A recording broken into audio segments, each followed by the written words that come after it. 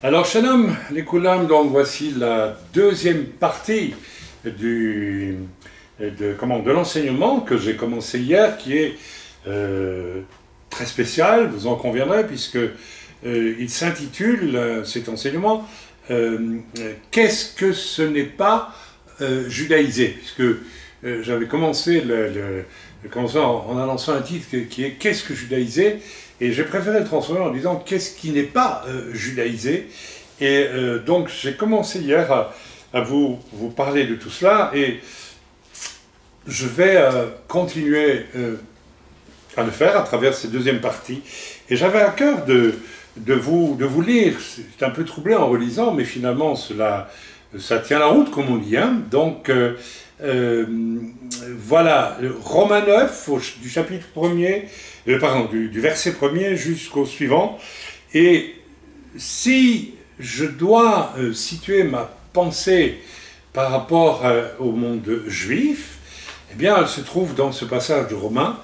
Et vous allez voir dans la suite du message, et déjà hier vous avez pu comprendre que j'ai un appel tout simplement, n'est-ce pas, à évangéliser parmi les Juifs ici en Israël. La preuve c'est que nous vivons en Israël depuis maintenant presque 19 ans, et ce n'est pas un hasard, et que dès le départ de mon ministère, je l'ai déjà dit ici et là, dans un temps de prière très intense, très particulier, où je me levais à des 3-4 heures du matin pour prier 3 heures d'affilée, ou 2 heures ou 3 heures d'affilée, je ne me souviens plus.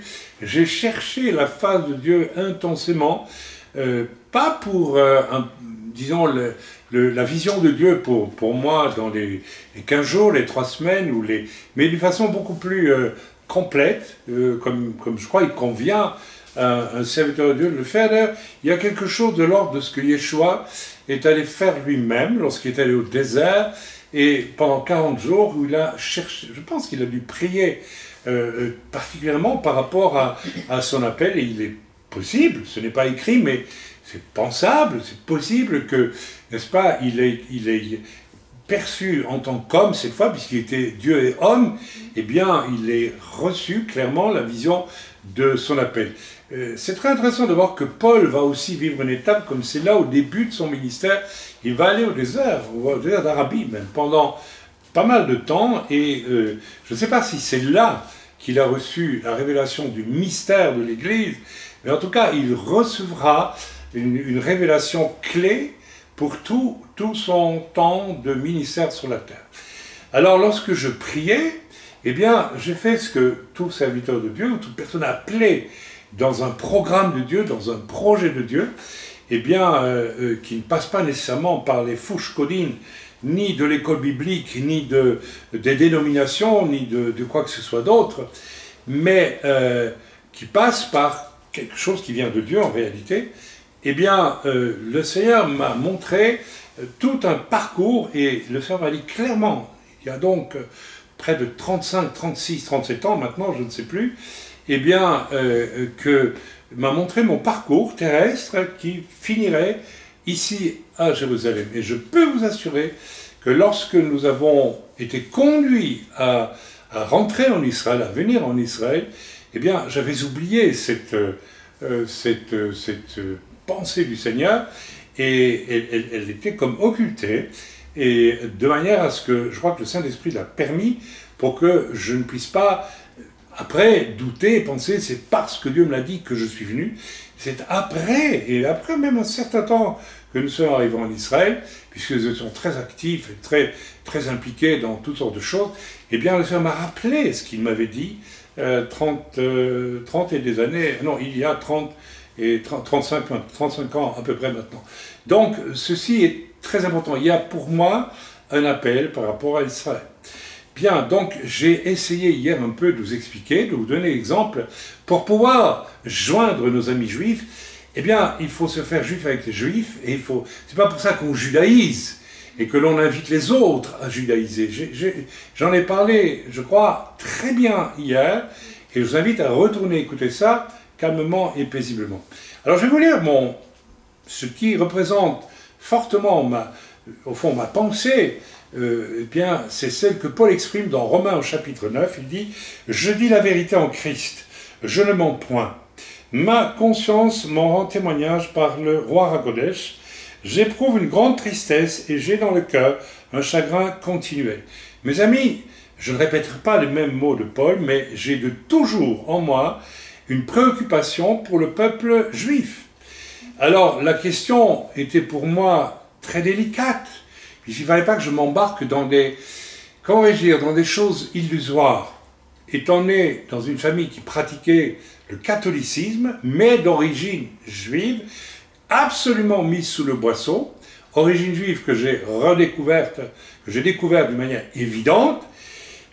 Là, cette préoccupation, cet amour pour le peuple d'Israël, dont je vais quelque peu parler au cours du témoignage que je vais donner dans quelques instants, a toujours été là. En tout cas, elle a été là d'une manière évidente à partir de mes 19 ans, en 1967, où j'ai vécu une expérience traumatisante de ce point de vue. Bien, alors, je continue à lire. J'éprouve une grande tristesse et j'ai dans le cœur un chagrin continu, car je voudrais moi-même être anathème et séparé de Christ pour mes frères, mes parents selon la chair, qui sont les Israélites à qui appartiennent l'adoption, la gloire, les alliances, la loi, le culte, les prémices, les promesses et les patriarches, et de qui est issu selon la chair, le Christ qui est au-dessus de toutes choses, Dieu béni éternellement. Amen. Notons au passage que je reviens sur ce que je disais hier. Paul, n'est-ce pas, était l'apôtre de la grâce, comme Pierre et les autres, mais ils étaient quand même régulièrement en milieu juif où ils pratiquaient la loi. Nous l'avons vu hier. Et quand on le dit, on ne se contente pas d'être un pentecôtiste un peu primaire, parce que j'ai reçu aujourd'hui un de ces mails ridicules de gens qui vous accusent de placer les gens sous la loi, uniquement parce que vous parlez peut-être un peu hébreu, parce que vous faites Shabbat. Je vais venir à Shabbat dans quelques instants, et puis vous faites ce que vous voudrez. Mais comme j'ai dit hier, je suis quand même un peu estomaqué de voir que tant de chrétiens, depuis des siècles, font Shabbat le dimanche, alors que Shabbat se fait le samedi. Oui, parce que vous faites Shabbat le dimanche. Soyez un peu honnête. Qu'est-ce que vous faites le dimanche?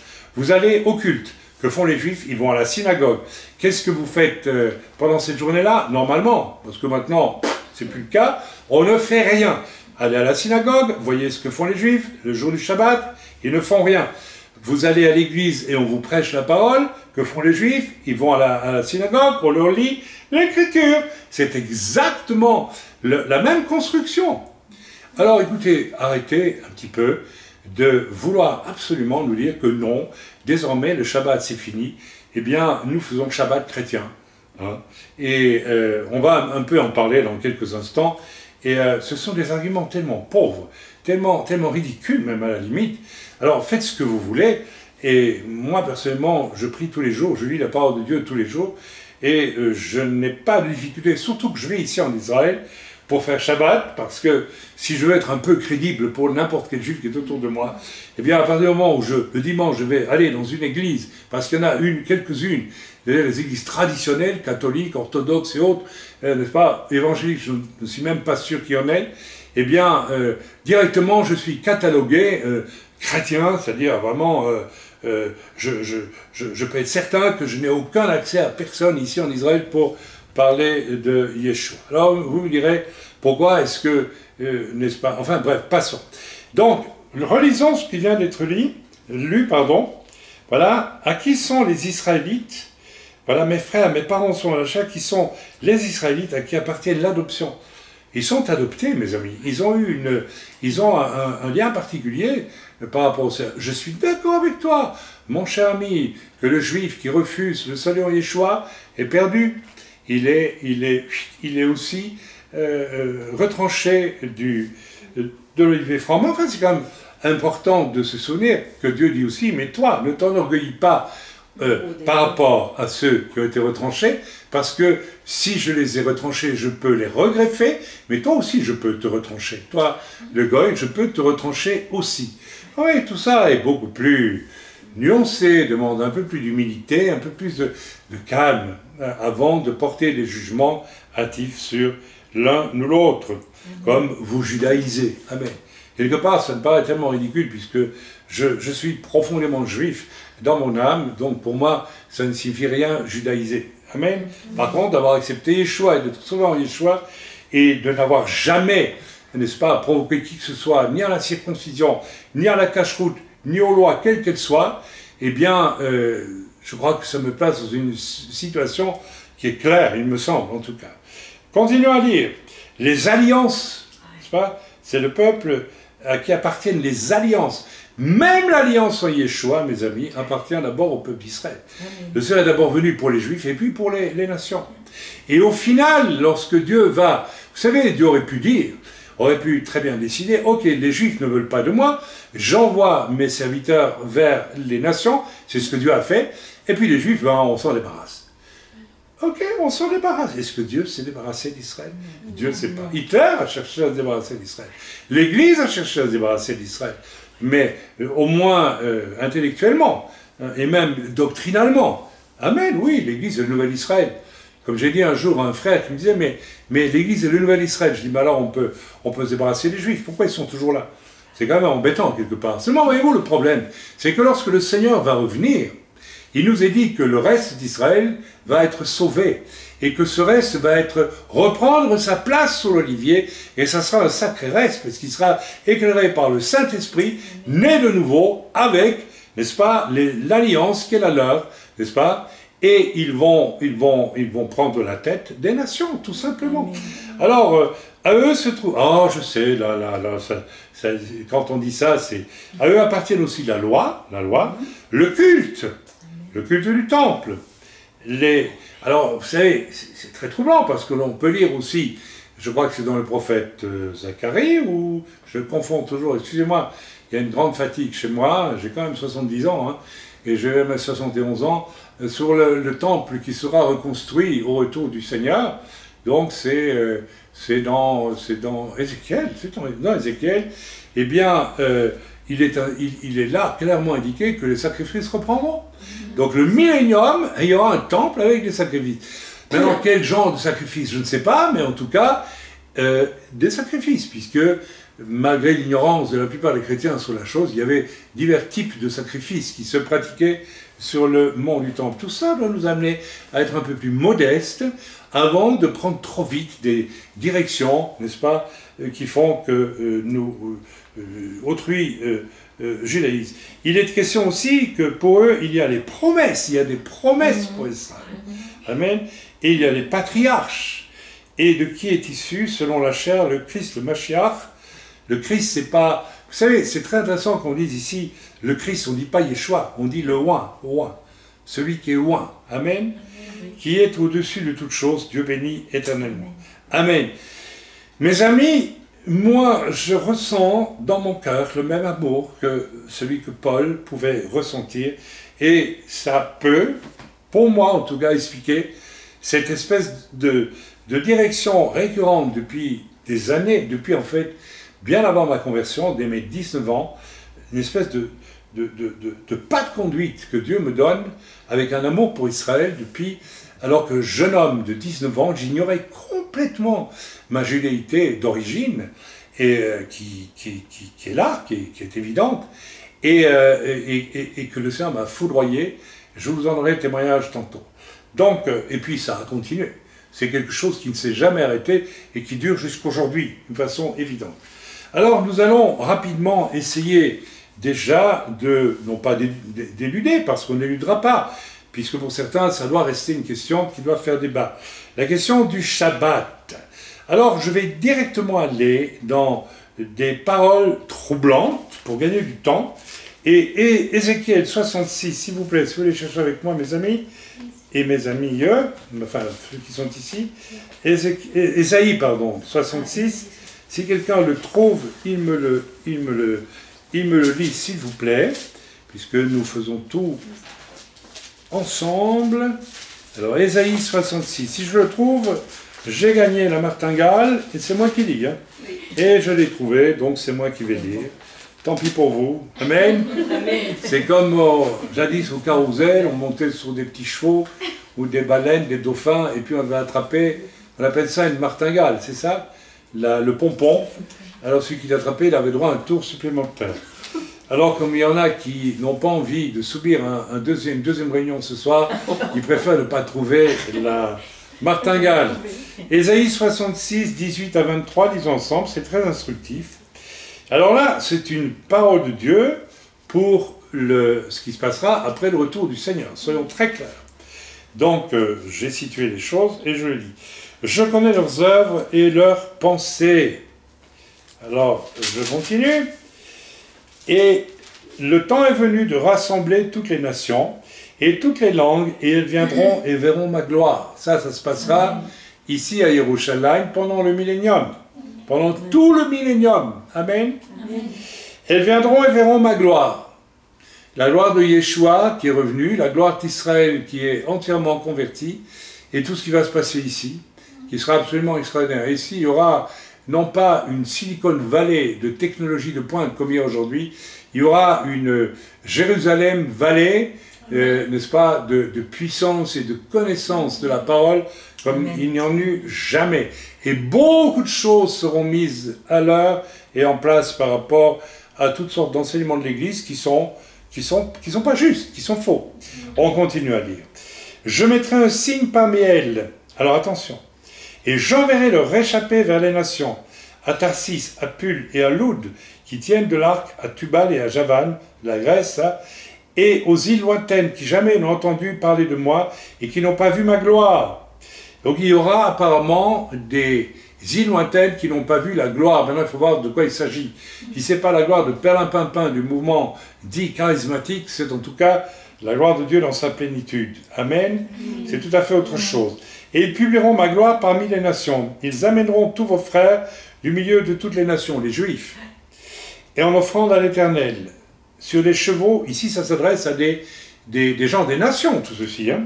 Sur des chevaux, des chars et des litières, sur des mulets et des dromadaires, à ma montagne sainte, à Jérusalem, dit l'Éternel, comme les enfants d'Israël apportent leur offrande dans un vase pur à la maison de l'Éternel, et je prendrai aussi parmi eux, parmi les nations. Alors là, ça va vraiment, ça va enfoncer, ça va être plus percute là, pour beaucoup de chrétiens. Je prendrai aussi parmi eux, alors parmi les goïms des nations, des sacrificateurs. Oh zut alors, des sacrificateurs. Alors il y en a qui vont spiritualiser et dire oui, mais ça c'est une image pour pasteur, on ne sait pas trop quoi, ou des sacrificateurs, mes amis. Des lévites. Alors, ça suffit maintenant. C'est terminé maintenant. C'est terminé de dire n'importe quoi avec vous judaïsez, frère. Alors, vous allez dire pendant le millénium à ces gens des nations qui seront appelés au sacerdoce lévitique et des sacrifices. Quel sacrifice? Ben, je suis désolé. Pas le sacrifice de soi, ni le sacrifice de rien du tout, le sacrifice qu'ils reprendront sur les monts du temple. Ça dérange, mais c'est écrit. Ok? Ou alors il faut passer du typex là-dessus et dire « veut pas voir ». Car comme les nouveaux cieux et la nouvelle terre que je vais créer, ici Dieu fait allusion, n'est-ce pas, à ce qui se passera quand la terre sera détruite par le feu, mais c'est une autre allusion et sera recréée. Et de toute façon, même si, d'une manière un petit peu grossière, on voulait attribuer ce qui est lu ici à un temps où Dieu recréera une nouvelle terre, c'est-à-dire que sur la nouvelle terre qui sera créée, il y aura une Jérusalem avec des sacrificateurs, etc. Or, ce n'est pas cela qui est dit ici. Subsisteront devant moi, dit l'Éternel. Ainsi subsisteront votre postérité et votre nom à chaque nouvelle lune et à chaque Shabbat. Toute chair viendra m'adorer, dit l'Éternel. Où? À Yerushalayim. Et certains pourraient dire, oui, mais ce n'est pas écrit à Yerushalayim. Mais néanmoins, chaque nouvelle lune et à chaque Shabbat, c'est bien Shabbat et non pas le dimanche, ni le lundi, ni le mardi, ni le mercredi, ce fameux Shabbat qui est annoncé dans les 10 commandements, hein, que nous disons respecter, sauf celui-là, et pour les catholiques, l'idolâtrie, parce qu'ils ont envie de statut, les pauvres. Si demain j'ai envie de justifier l'avortement, qui est un meurtre, je peux dire, bah, on n'est plus sous la loi. On peut y aller. Quoi. Ah ben oui. Okay. Ça va très loin, ces choses. Tout chair viendra m'adorer, dit l'Éternel, et quand on sortira, on verra les cadavres des hommes qui sont rebellés contre moi. Il s'agit ici, bien sûr, car leur ver ne mourra point, et leur feu ne s'éteindra point, et ils seront pour toute chair un objet d'horreur. À chaque nouvelle lune, donc même le système des nouvelles lunes va être rétabli, figurez-vous. Ah ben zut alors. Alors ça c'est quand même incroyable. C'était pas annoncé par nos pasteurs depuis 2000 ans maintenant, hein. Mais c'était quand même pratiqué par Pierre, Paul et tous les autres il y a presque 2000 ans. Bon, voilà déjà un verset qui vous mettra, je l'espère, bien mal à l'aise. Concernant Shabbat, j'en ai encore, hein, c'est pas tout. Oh non, soyez tranquille, vous allez voir. On va lire maintenant quelque chose qui n'est pas Shabbat, mais qui est autre chose. C'est une fête juive. Oh là là là là. Voilà qui judaïse avec des fêtes juives maintenant. Eh bien, on va aller voir dans Zacharie au chapitre 14, et c'est probablement ce que certaines personnes pensent, n'est-ce pas, lorsque je m'amuse un petit peu, en disant que je suis vulgaire. Enfin, si vous trouvez ça vulgaire, de s'amuser un petit peu avec le manque de connaissance des autres, qui est persécutrice, elle, eh bien, appelez ça la vulgarité, eh bien, je revendique le droit à une certaine vulgarité, puisque c'est soi-disant de la vulgarité. Alors, vous savez, ce sont souvent les gens les plus concernés qui utilisent les expressions les plus vulgaires, tout simplement, n'est-ce pas? Et une des vulgarités, c'est de chercher des poux dans la tonsure des autres sans regarder dans la sienne. Amen. Alors, on lit au chapitre 14 de Zacharie, et au verset 16, versets 16 à 19, aïe, aïe, aïe, aïe, c'est encore un truc du même genre, Chaim, mais qu'est-ce que tu nous sors ce soir? Voilà, tous ceux qui resteront de toutes les nations, c'est de nouveau, n'est-ce pas, la même période, c'est qui va juste après le millénium, non, avant le millénium, et même après, on peut adapter pour les deux. Tous ceux qui sont toutes les nations venues contre Yerushalayim monteront chaque année pour adorer le roi, l'Éternel des armées, et pour célébrer la fête des tabernacles. Oh, mais c'est pas possible. En plus, tous ceux qui sont venus faire du balagan contre Jérusalem, c'est les nations d'une manière générale, hein. C'est les Français, c'est les Allemands, les Américains, les Russes, les Arabes, les Libanais, les Égyptiens, les Syriens, les Russes probablement, les Turcs, les Iraniens, tous ceux qui resteront, parce que beaucoup d'autres d'entre eux vont être détruits tout simplement. Mais le reste, donc Dieu va laisser un reste, et il ne dit pas à ce reste, ah vous je vous aime, vous êtes le reste, vous n'avez pas fait de mal. Il dit, vous viendrez à Jérusalem, et n'est-ce pas, tous ceux qui resteront de toutes les nations, venus contre Jérusalem, amen, monteront chaque année pour adorer le roi, l'Éternel des armées. Alors vous savez, nous avons là un Dieu qui ne pardonne pas. Nous avons là un Dieu vengeur. Non, nous avons un Dieu qui sait ce qu'il fait et qui sait ce qu'il ordonne.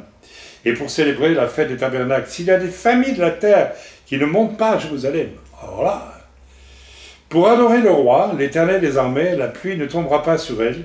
Si la famille d'Égypte ne monte pas, si elle ne vient pas, la pluie ne tombera pas sur elle. Elle sera frappée de la plaie dont l'Éternel frappera les nations qui ne monteront pas pour célébrer la fête des tabernacles. C'est Sukkot, mes amis. Amen. Ma fête préférée. Ce sera le châtiment de l'Égypte, le châtiment de toutes les nations qui ne monteront pas pour célébrer la fête des tabernacles. Amen. Amen. Voilà. Voilà encore quelque chose qui, n'est-ce pas, peut déranger certains qui voient d'un mauvais œil qu'on s'intéresse aux fêtes juives. Non pas pour les rendre obligatoires. Si l'on est un croyant, je n'ai même jamais dit cela, et je n'ai jamais pratiqué non plus, mais je vois quand même que ces fêtes juives vont garder leur force, puisqu'elles sont annoncées comme une d'entre elles, et d'autres d'ailleurs. Il y a d'autres passages qui parlent d'autres fêtes juives. Tu peux me dire lesquelles, parce que tu les connais, toi? Oh bah, il y aura... En tout cas, même Pourim. Même la fête de Pourim, qui n'est pas une fête biblique, sera pratiquée après le retour du Seigneur. Il y a un passage biblique, il y en a plusieurs, on pourrait les chercher, et si vous voulez, bien, faites la recherche vous-même, vous trouverez, et puis il y a Pourim, et puis il y a aussi... Il y a Pessah, bien sûr, Pessah sera toujours... Alors, évidemment, ok. Alors, pouvons aussi, tant que nous y sommes, pour le Shabbat, nous rappeler que Shabbat fait partie des 10 commandements. Et c'est toujours la fameuse question de quel droit, n'est-ce pas, écartons-nous un commandement pour le remplacer par quelque chose, on va faire la même chose, mais un autre jour. Le Seigneur n'a pas dit faites Shabbat n'importe quel jour, mais faites Shabbat au moins un jour. Là, vous auriez le choix. Le Seigneur n'a pas dit, il n'y a pas une parole dans toute l'Écriture, ni Yeshua, ni aucun apôtre, ni personne, n'est-ce pas, n'a décidé, et nous allons voir comment on est arrivé à ce genre de conclusion qu'il fallait absolument faire ça le lendemain de Shabbat. C'est tellement connu maintenant que je ne sais pas pourquoi on en parle encore. Tout le monde sait que c'est Constantin qui a amené ça, et même celui qui le précédait, et que tout ça a été fait pour officialiser, n'est-ce pas, la chrétienté comme seule religion d'État dans l'Empire romain de l'époque. Et tout le monde sait très bien que Constantin était un adorateur du soleil qui se pratiquait le Sunday, le jour du dimanche. Alors, combien de fois faudra-t-il encore le répéter? Et de toute façon, les 10 commandements sont clairs.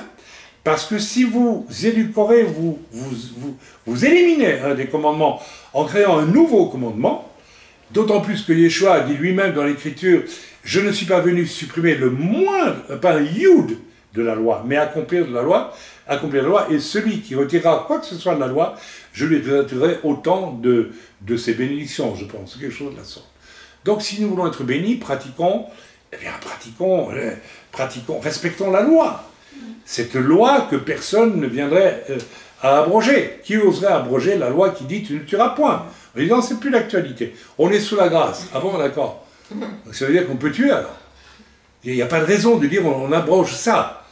Ok, ou bien tu ne convoiteras point, je ne sais pas, la femme de ton voisin. Okay. Est-ce qu'on peut dire on n'est plus sous la loi? On n'abroge pas ça, ça reste. Le Shabbat reste aussi.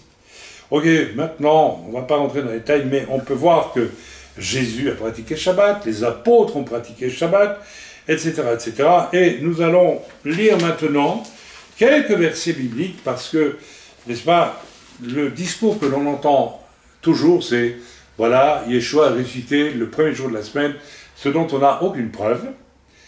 On ne sait pas.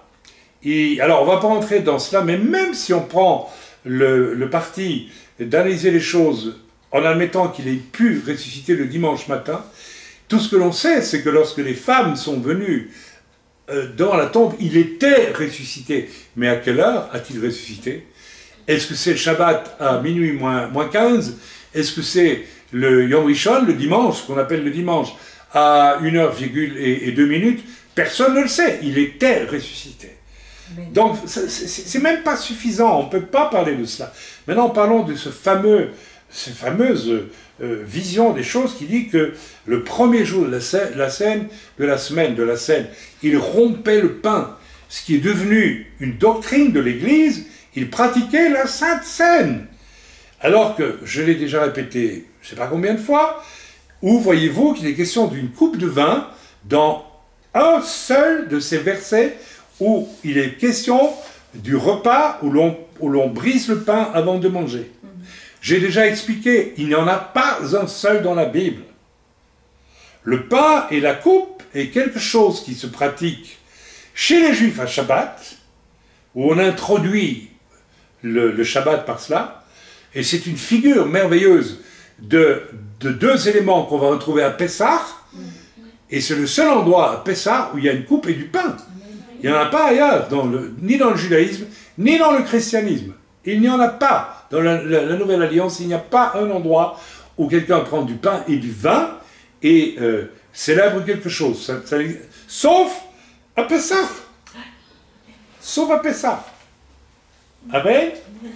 Alors, on va lire quelques versets là qui nous parlent de ce fameux motzi, c'est le motzi qui se pratique encore aujourd'hui. Dès que les gens se réunissent pour manger, on fait un motzi, on partage le pain et on le trempe dans un peu de sel et on fait la prière, la fameuse prière Baruch atah Adonai Eloheinu melech haolam motzi lechem min haaretz. C'est une façon de faire le bénédicité. C'est le bénéficité des catholiques. Le Seigneur, toi qui donnes pâture aux bons petits oiseaux, eh bien, purifie notre nourriture. C'est la même chose. C'est remercier Dieu pour la nourriture qu'il nous donne. C'est ça le motzi. Alors, lisons ensemble Acte 20, verset 7, le fameux premier jour de la semaine. Donc, c'est le jour après Shabbat. À Shabbat, on ne fait rien. On prie, on étudie la parole, on va à la synagogue, etc., etc., etc. Le lendemain, on démarre les activités. Donc, d'une certaine façon, on a été mis en stand-by pendant un jour entier, et puis le premier jour de la semaine, on y va, on démarre. Est-ce qu'il est difficile de comprendre que, n'est-ce pas, les premiers disciples de Yeshua qui étaient juifs n'avaient pas encore acquis la notion du week-end complet? Vous voyez ce que je veux dire? Et encore aujourd'hui, quand le premier jour de la semaine démarre, tout le monde fonce. Dans le premier jour de la semaine, nous étions réunis pour rompre le pain. C'est-à-dire, nous étions réunis, ils se sont réunis ensemble, non pas pour célébrer un culte, non pas pour louer le Seigneur, non pas pour faire quoi que ce soit, pour rompre le pain. Et dans l'inconscient collectif chrétien d'aujourd'hui, jusqu'à aujourd'hui, c'est encore et communier en prenant le vin. C'est-à-dire que ils s'étaient réunis pour faire une sainte scène. Mais malheureusement, il est écrit, nous étions réunis pour rompre le pain. Ça veut dire pour manger ensemble. Ochel, ochlim, anachnu ochlim, beyachad, on mangeait ensemble.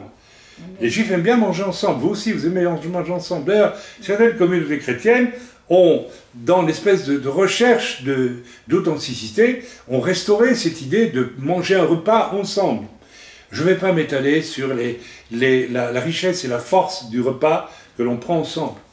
Le repas le plus crucial qui nous est décrit dans la parole de Dieu et dans la Brit Hadasha, c'est le repas de Pessah, où tout le monde était les uns en face des autres. Jésus a lavé les pieds des disciples, mais c'est la même chose chaque fois que nous mangeons ensemble les uns avec les autres. C'est un moment, je dirais, presque sacré dans la mesure où on ne peut pas tricher quand on mange ensemble.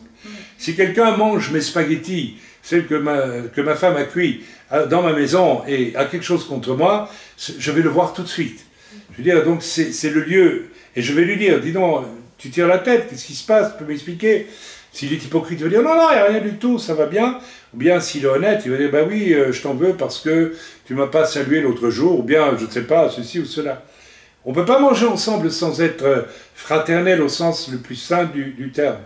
Et c'est pourquoi ils se réunissaient pour rompre le pain. Ils faisaient un motzi. Pas question de coupe ici. Paul, qui devait partir le lendemain, s'entretenait avec les disciples et il prolongea son discours jusqu'à minuit. Ça ne signifie pas qu'il faisait ainsi tous les premiers jours de la semaine, de la même manière, ni qu'il s'agissait d'un repas de Sainte Seine. Ils se réunissaient pour rompre le pain. C'est tout. Rien d'autre. Alors, malgré qu'on le lise et que ça soit écrit, il y en a toujours l'un ou l'autre qui dira « Oui, mais il prenait la Sainte Seine. » Donc c'est la Sainte Seine qu'avec le pain. Alors peut-être qu'il faudrait dans les églises faire la Sainte Seine avec le pain. Mais vous faites la Sainte Seine comme Yeshua a demandé qu'on la fasse à Pessah, en mémoire de son sang, en mémoire de son corps, et en nous demandant même de le boire et de le manger, ce corps. C'est-à-dire de laisser la nature de Yeshua rentrer en nous. Deuxième lecture concernant le pain. Luc 24, 28, je lis. Lorsqu'ils furent près du village, donc après la résurrection de Jésus, c'est les disciples d'Emmaüs, hein, ce fameux passage des disciples d'Emmaüs, il parut vouloir aller plus loin, mais ils le pressèrent en disant, donc Yeshua est venu marcher avec deux disciples qui vont vers Emmaüs, si ma mémoire est bonne, et ils ne reconnaissent pas Jésus. Et il parut vouloir aller plus loin. Yeshua veut aller plus loin. Et il le pressait en disant, mais reste avec nous, car le soir approche, le jour est sur son déclin, et il entra pour rester avec eux. Donc voilà, ils invitent un voyageur, ils ne reconnaissent pas Yeshua, qui veut continuer sa route. C'est très étrange comme situation. Or, Yeshua a un corps glorifié ici. Donc on peut penser qu'il voile le regard spirituel de ses disciples pour qu'ils ne se rendent pas compte qu'il a un corps glorifié. Et oui, on est obligé de l'admettre. Ah, oui. Et pourquoi? Parce qu'il veut, n'est-ce pas, faire quelque chose de très important, et il va rentrer dans la maison avec les deux disciples, et pendant qu'il était à table avec eux, ils ont mangé ensemble. Il prit le pain pendant qu'ils étaient à table. Donc peut-être même pendant qu'ils mangeaient déjà, je ne sais pas. En tout cas, pendant qu'ils étaient à table, il prit le pain, et après avoir rendu grâce, il le rompit et le leur donna. Est-ce qu'il est question d'une coupe ici? Absolument pas.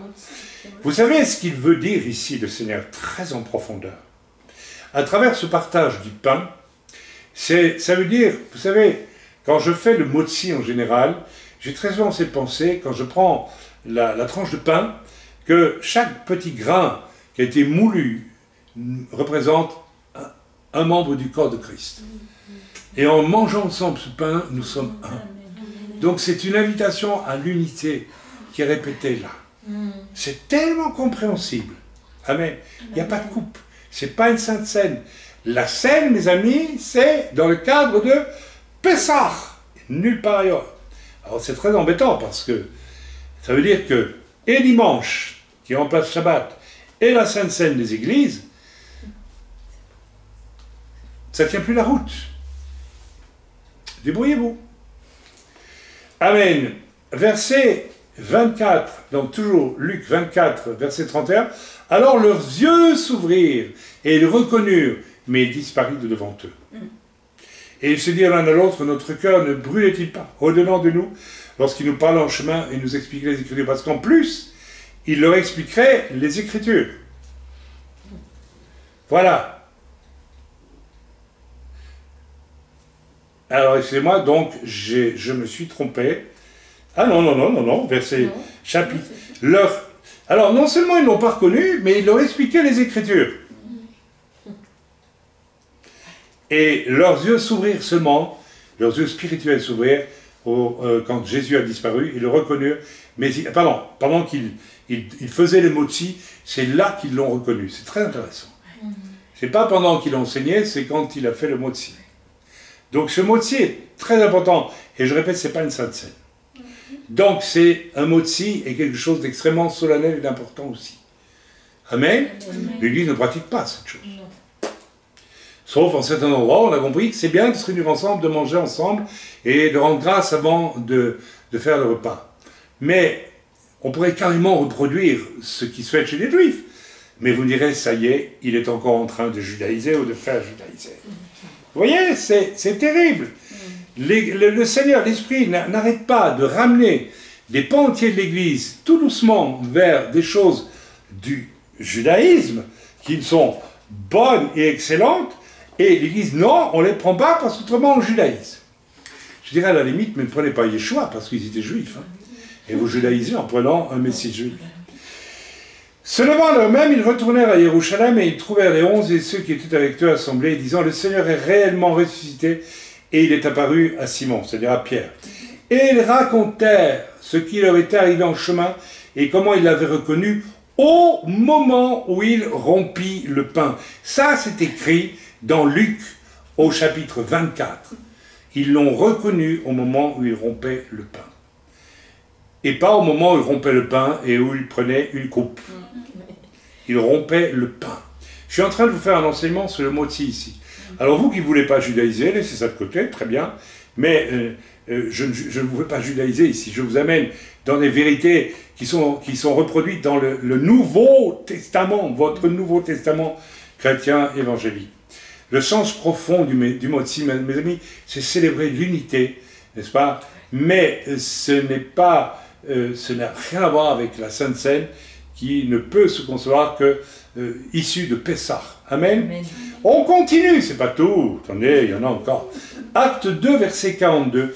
Il persévérait dans l'enseignement des apôtres, dans la communion fraternelle, dans la fraction du pain, sans levain, le pain, avec du levain, mais sans levain, vous m'avez compris, et dans les prières. Nouveau Testament, Actes chapitre 2, verset 42. Écoutez, il y a des moments où on est saoulé de fatigue à force de répéter. Alors on continue. Acte 2, 46, ils étaient chaque jour tous ensemble, assidus au temple, tous ensemble, tous les disciples. Ils rompaient le pain dans les maisons. Oh là, mais ils n'arrêtent pas. Tous les jours, ils rompaient le pain dans les maisons. Donc ils faisaient une sainte scène tous les jours dans les maisons, quoi. Eh non, ils rompaient le pain. Le pain avec du levain, mais sans vin, d'accord? D'accord. Parce que le pain sans le vin, c'est après ça qu'on le mange. Pour des raisons formidables. Vous n'en voulez pas, c'est votre problème, amen. Vous loupez beaucoup de choses. Donc tous les jours, si je suis bien l'enseignement de l'Église, eh bien, voilà, il faisait la Sainte Seine. Mais pas du tout, pas du tout, pas du tout, pas du tout. Alors attendez, il y a mieux que ça maintenant, et je vais donc vous lire, voilà, Acte 20, chapitre 11, voilà, donc encore un verset. Quand il fut remonté, il rompit le pain et mangea. Il parle ici de Paul, et il parla longtemps encore jusqu'au jour, après quoi il partit. Voilà, quand il fut remonté, il rompit le pain, Paul, donc c'est dans les Actes, tout ça, on n'a qu'à aller voir, il rompit le pain, parce que bon, c'était le moment de manger tout simplement, et il mangea, mais il n'a pas fait une Sainte Seine, en plus il a mangé là, rendez-vous compte, il a pris que du pain, puis il a mangé. Il a mangé, alors que ça aurait dû être une Sainte Seine. Alors on va finir sur quelque chose dont ma femme m'a dit, ça jamais les chrétiens ne le sortent ce verset-là, et pour cause. Il s'agit de ce qui se passe dans le livre des Actes sur le navire. Vous vous rappelez, le navire qui transporte Pierre pour le conduire à Rome, Paul, pardon, pas Pierre, Paul, oui, effectivement, Paul, vers Rome. Et bien sûr, ce navire est bourré de chrétiens du Nouveau Testament qui pratiquent la Sainte Seine. Tout le monde sait ça. Non, il y a là des soldats, il y a là des marins très païens probablement, il y a tout ce que vous voulez, et il y a la tempête. Et nous lisons en Actes 27, 33, « Avant que le jour parût, Paul exhorta tout le monde à prendre de la nourriture, disant, « C'est aujourd'hui le 4e jour que vous êtes dans la tente et que vous persistez à vous abstenir de manger. Je vous invite donc à prendre de la nourriture, car cela est nécessaire pour votre salut, et il ne se perdra pas un cheveu de la tête d'aucun de vous. » Alors attendez, verset 35, « Ayant ainsi parlé, il prit du pain, et après avoir rendu grâce à Dieu devant tous, et après avoir rendu grâce, il le rompit et se mit à en manger. » Il n'y a pas un seul croyant sur le bateau. Et toujours pas de trace de vin. Ou alors, je ne sais pas, en cachette peut-être? Oui, je me moque là, je m'amuse. Frères et sœurs, et tous, reprenant courage, mangèrent aussi. Donc ils ont mangé du pain, après que Paul ait rendu grâce pour ce pain. Mais il n'y a pas une Sainte Seine. Il n'aurait pas pu la prendre, il n'était pas sauvé. Et ce verset-là, on ne le sort jamais. Hein. Il a fait la même chose que tout ce qui a été dit jusqu'à présent. Alors, voilà, maintenant, on se débrouille avec tout ça. Hein. Et puis, on arrête, s'il vous plaît, de dire des bêtises et de dire que Chaim fait judaïser. Ce n'est pas vrai, c'est un mensonge. Et vous aurez à rendre compte devant Dieu de vos mensonges. Je sais très bien ce que signifie le risque de judaïser. J'ai parcouru moi-même, à cause de mon amour pour Israël et du désir que j'ai aujourd'hui d'apporter le message du salut en Yeshua en Israël, et ça coûte très cher, eh bien j'ai côtoyé toutes les falaises dangereuses à ce niveau-là, je les connais parfaitement, et je ne suis tombé dans aucune d'entre elles. Et si j'ai failli, parce que, voilà, en étudiant le judaïsme rabbinique, en voyant le monde juif, etc., d'autant plus que je lui appartiens quand même, d'une certaine façon, eh bien, il y a des dangers, effectivement. Et je ne dis pas qu'il y a nombre de personnes qui tombent dans cette erreur et qui ne tombent pas d'une manière franche, qui tombent d'une manière subtile et mensongère, mais ce n'est pas, en tout cas, ce que nous enseignons. Alors, je vais vous donner maintenant, parce que ça fait partie de mon témoignage, concernant mon retour à mes racines juives. Première chose, je tiens à insister, ce n'est pas quelque chose que j'ai vécu comme un but en soi. Ce n'est pas du tout une chose que j'ai souhaité ou que j'ai recherché. C'est quelque chose qui m'est tombé dessus, alors que je n'étais même pas encore enfant de Dieu, et quelque chose qui s'est confirmé, mais d'une façon flagrante, à travers des dizaines et des dizaines d'expériences qui étaient conduites par le Seigneur et qui étaient un discours de Dieu. Alors la raison pour laquelle le Seigneur a voulu qu'un homme dont le nom n'est pas juif du tout. En gros, c'est un nom juif, c'est un nom normand, mais je le répète, vous avez des mères, et vous avez des grands-mères, et vous avez des grands-pères, dont vous ne portez pas nécessairement le nom quand vous naissez. Bon, rien que ça devrait aider quand même les gens à être un peu plus prudents avant de se lancer. Mais d'autant plus que j'ai trouvé, beaucoup moins chez mon père, je dois le dire, c'est vrai, mais des noms et des indications qui dénotent une origine juive aussi. Je l'ai trouvé de manière évidente chez ma mère. Bien, alors je reviens sur l'essentiel. Mon but n'est pas ici d'exciter l'un ou l'autre à chercher ses origines juives, pas du tout. Je ne les ai jamais cherchées.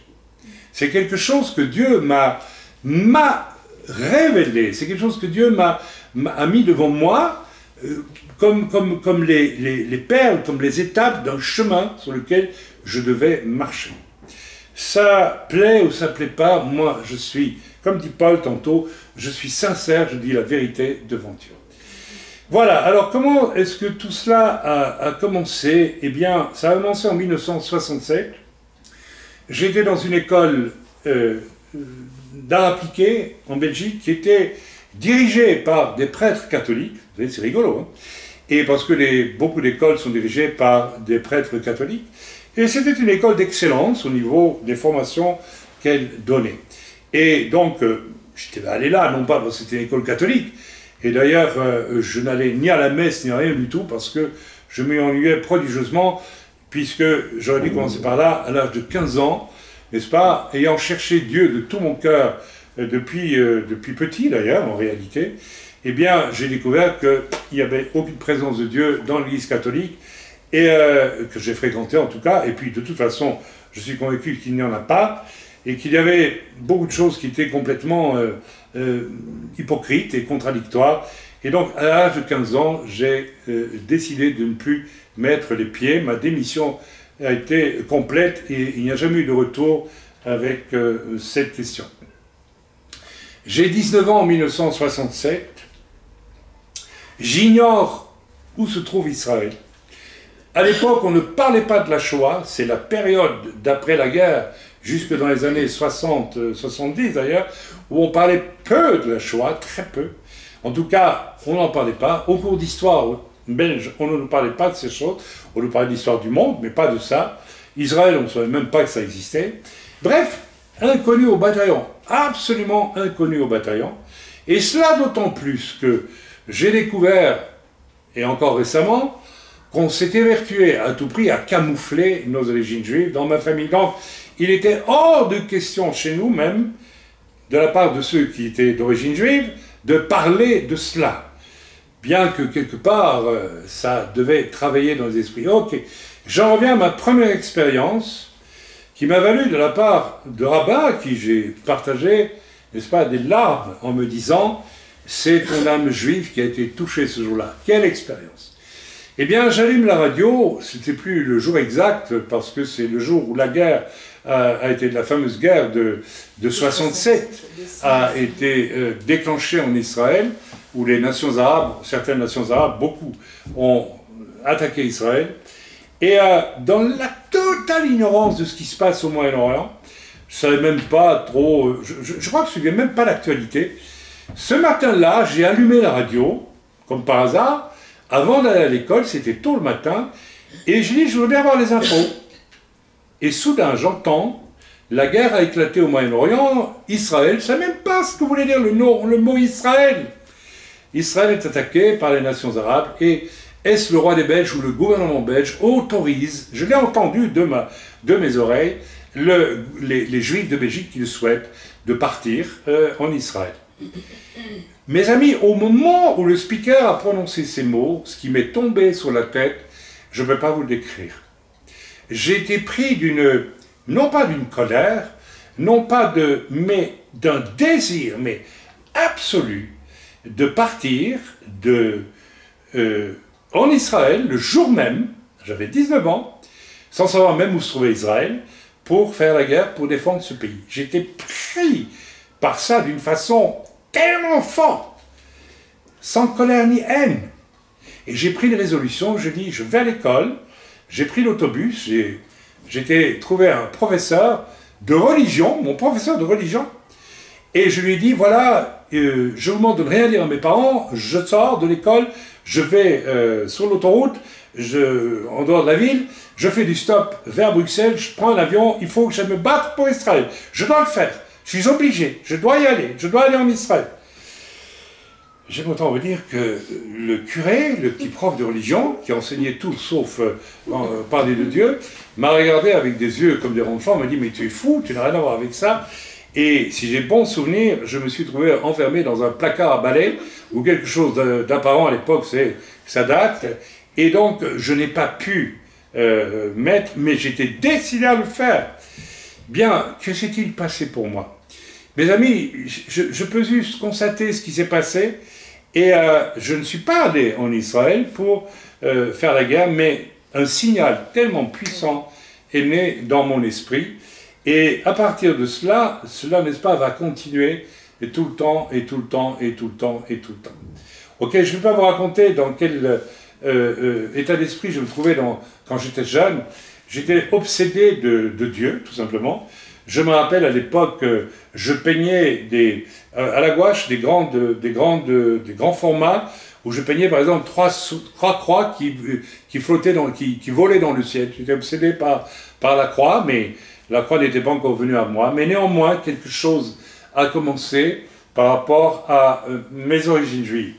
Je vous passe beaucoup de détails, mais je vais vous donner quelques faits précis.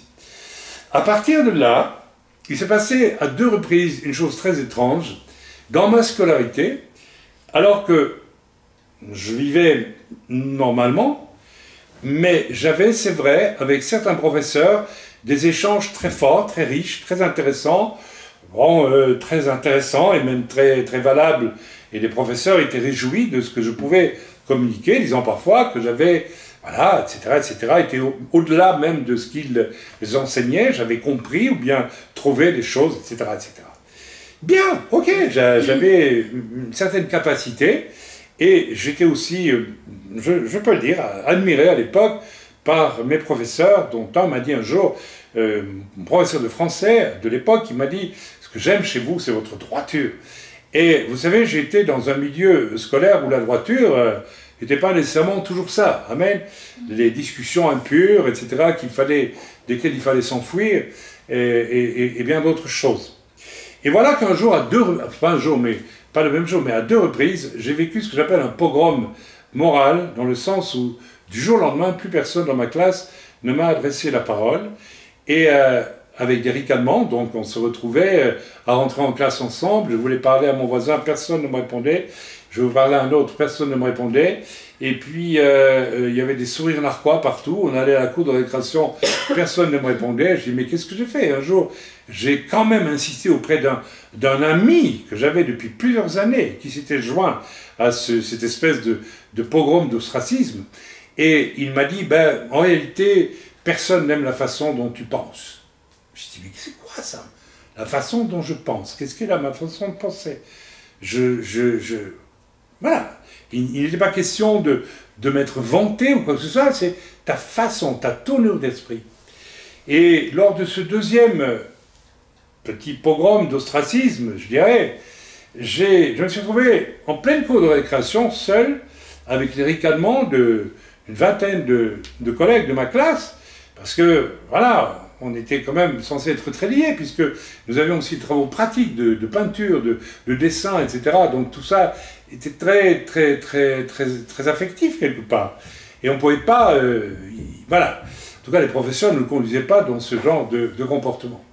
Et voilà qu'en plein milieu de la cour, où il y avait 300-400 élèves à peu près, mettons 250, 300, bref, je ne sais plus, je regarde et je vois...